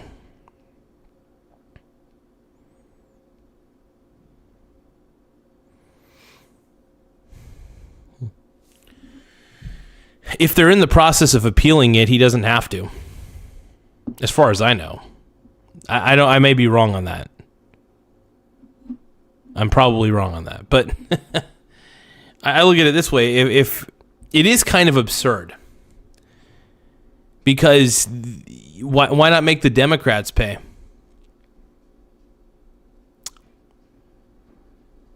You know what I mean? Think about it. Why not make the Democrats pay, since they're the ones who've caused who are causing the shutdown to lengthen? David Johnson, what do you think about that, brother?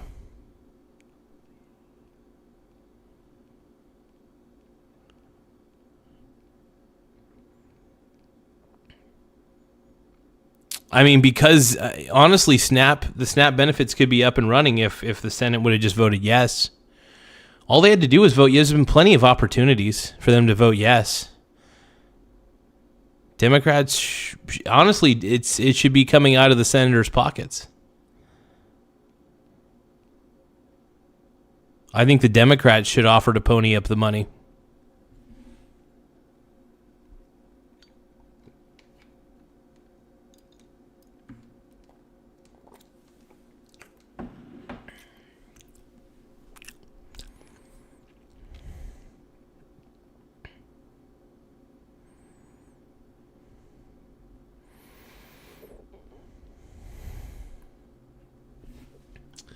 John Doe says they waste money in a way the private sector couldn't dream of. You couldn't run a business that irresponsibly. And the beauty about the private sector is the best businesses tend to stay and the shittiest businesses tend to go. The problem is the government is a shittily run business. Governments run like crap in general. And we have there's a lot of corruption in D.C., which is one of the reasons why I pay federal tax. I'm not a fan of paying it, though, because I don't like where my money's going. Obviously, we're bullied by the IRS to pay it, but I don't like where the money's going.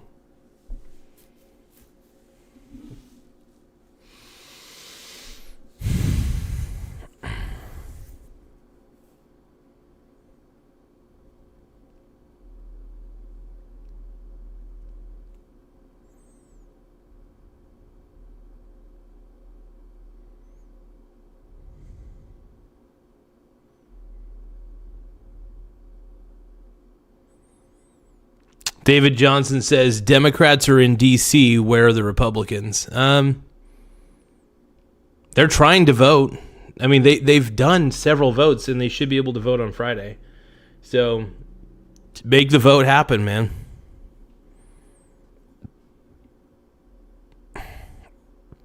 It's as simple as that, man. They could vote yes, and then they could work on a continuing resolution or whatever to figure it out, dude.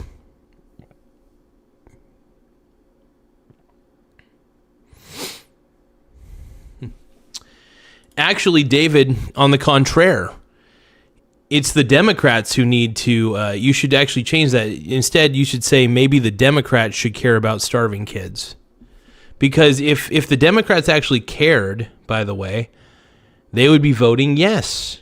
And that way the government could be funded. Then they could start working on a way to figure out the ACA subsidies.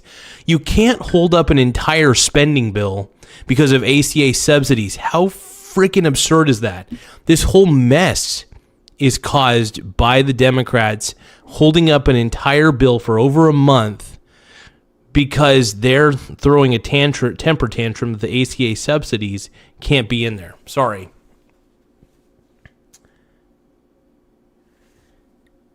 Besides Obamacare, it does need to be reformed. And as it is now, nope.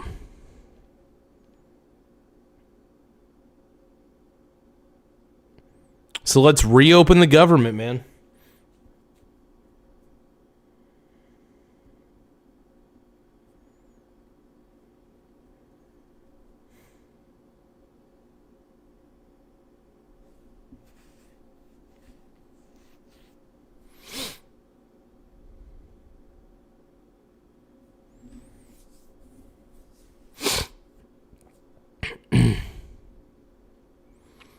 Tim Smith, that's an interesting fact, brother.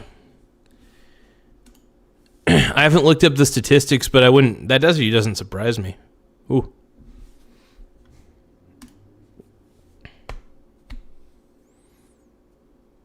Friggin' wild, man.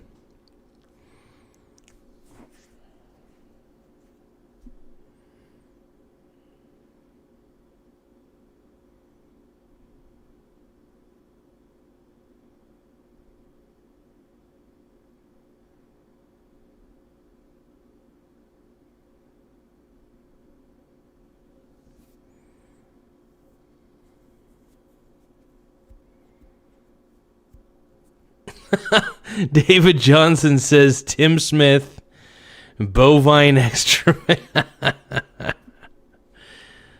So, David, why is it BS? Tell me, why is that BS? I mean, what if Tim is right? What if Tim is right, David? What if?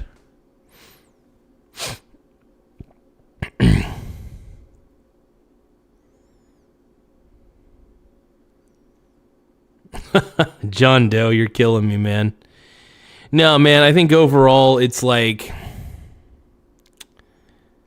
It's a wild situation for sure. Without a doubt.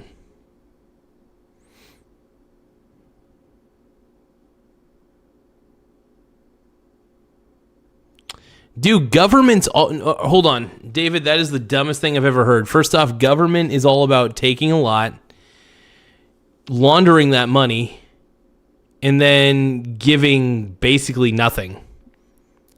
That's the way government always has been, dude. Are you kidding me? Federal taxes are absurd. Federal income tax is so bloody freaking absurd. There's taxation with little representation. That's all there is. It's taxation with little representation.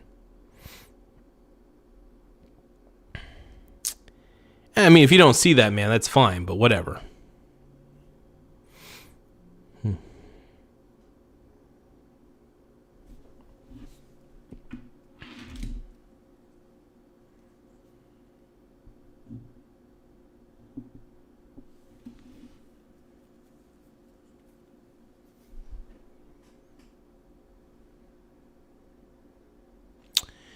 Testing 1, 2. Trying to see how I sound on here real quick. I sound pretty sexy. I'm Mike Hansen, Dateline NBC. Mike Hansen, Dateline NBC is brought to you by... What are you doing here?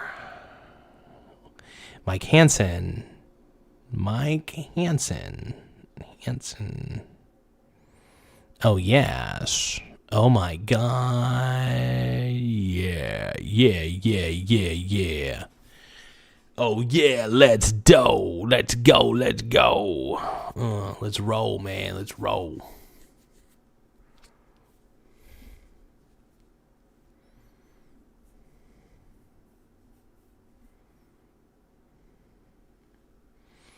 Friendly reminder says, I see the intelligent conversations haven't let up at all since I left the chat. Nope, not really. I'm Mike Hansen, Dateline NBC.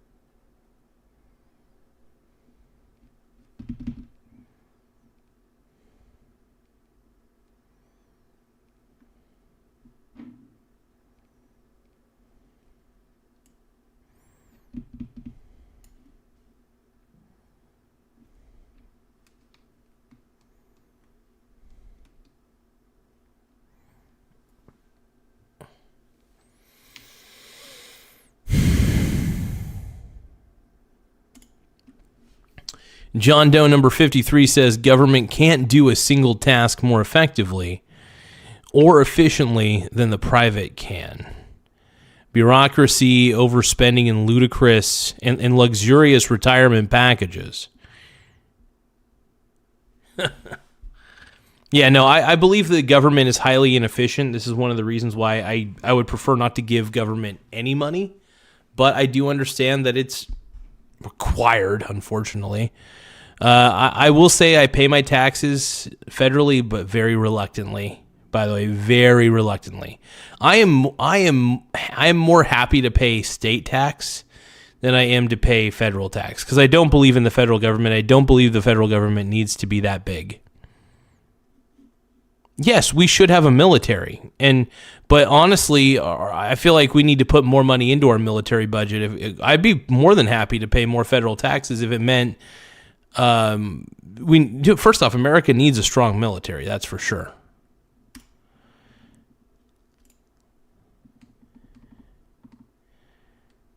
Yeah, I do. And I pay taxes, but it's just where most of the money. By the way, David, what I'm trying to say is that a lot of people in government embezzle money, right? They embezzle money. They put it in places where it doesn't need to be. Incompetent people run our governments. David Johnson, I get what you're trying to say. You don't have to be like, do you like having hospitals? Do you like having airports? Do you like having police? Do you like having... Of course I do, you moron. I know that taxes pay for that. But at the same time, there's a lot of embezzlement going on.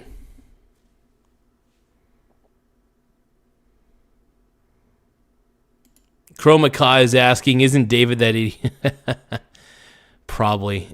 Tim Smith says, David Johnson, congrats on getting your opinions at Boomers R Us. Exactly. It's just ridiculous, man. Yeah, I feel like David was probably the guy trying to do that. John Doe says, those are all different levels of government, David. Town, state, federal. It's even more... See, I'm okay with paying state taxes, all right? I'm okay with paying taxes to my state. What I'm not okay with is paying taxes on to the federal government.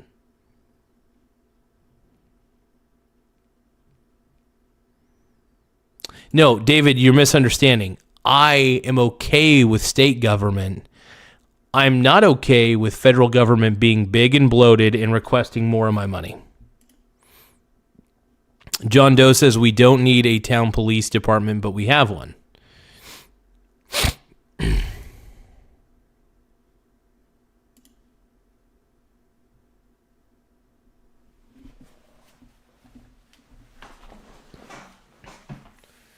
Here we go.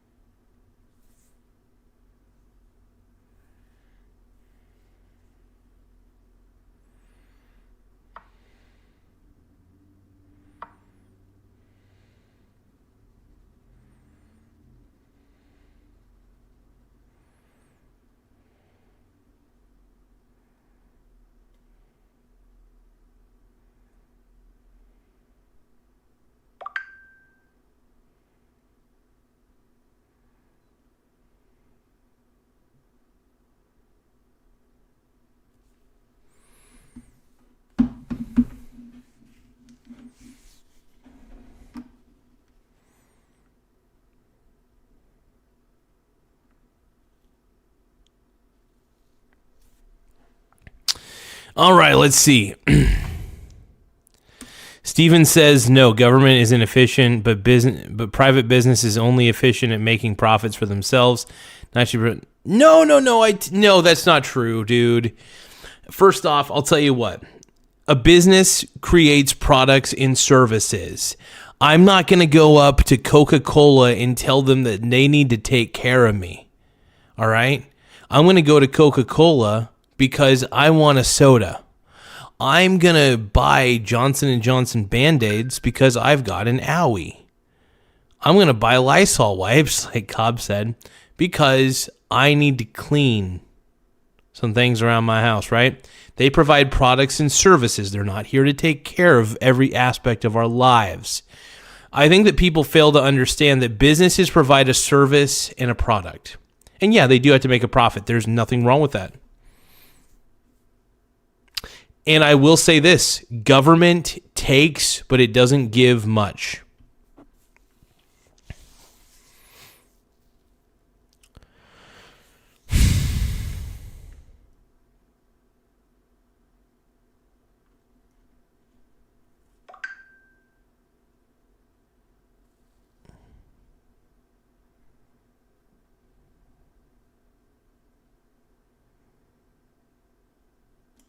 Yeah, if it tastes like shit, yeah, exactly. Yeah.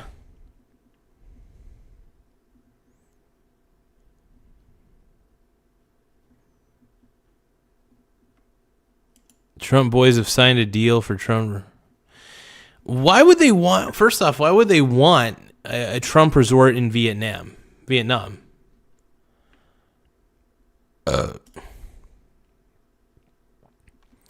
Chromacast says, go play with your shovel, David.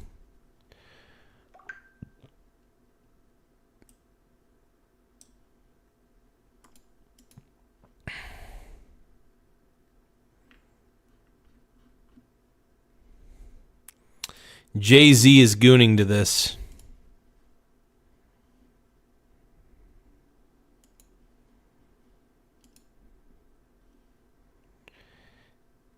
All right, you guys, I am going to end the stream. I'm going to be doing another stream here probably in roughly an hour, hour and a half.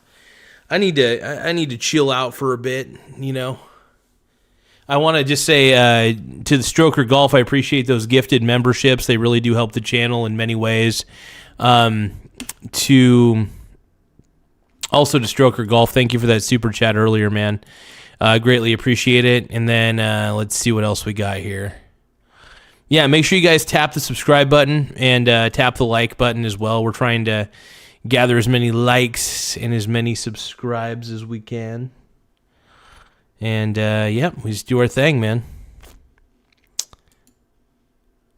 All right, but I'll catch you all later. Just have an incredible rest of the day. I'll see you guys in the next episode.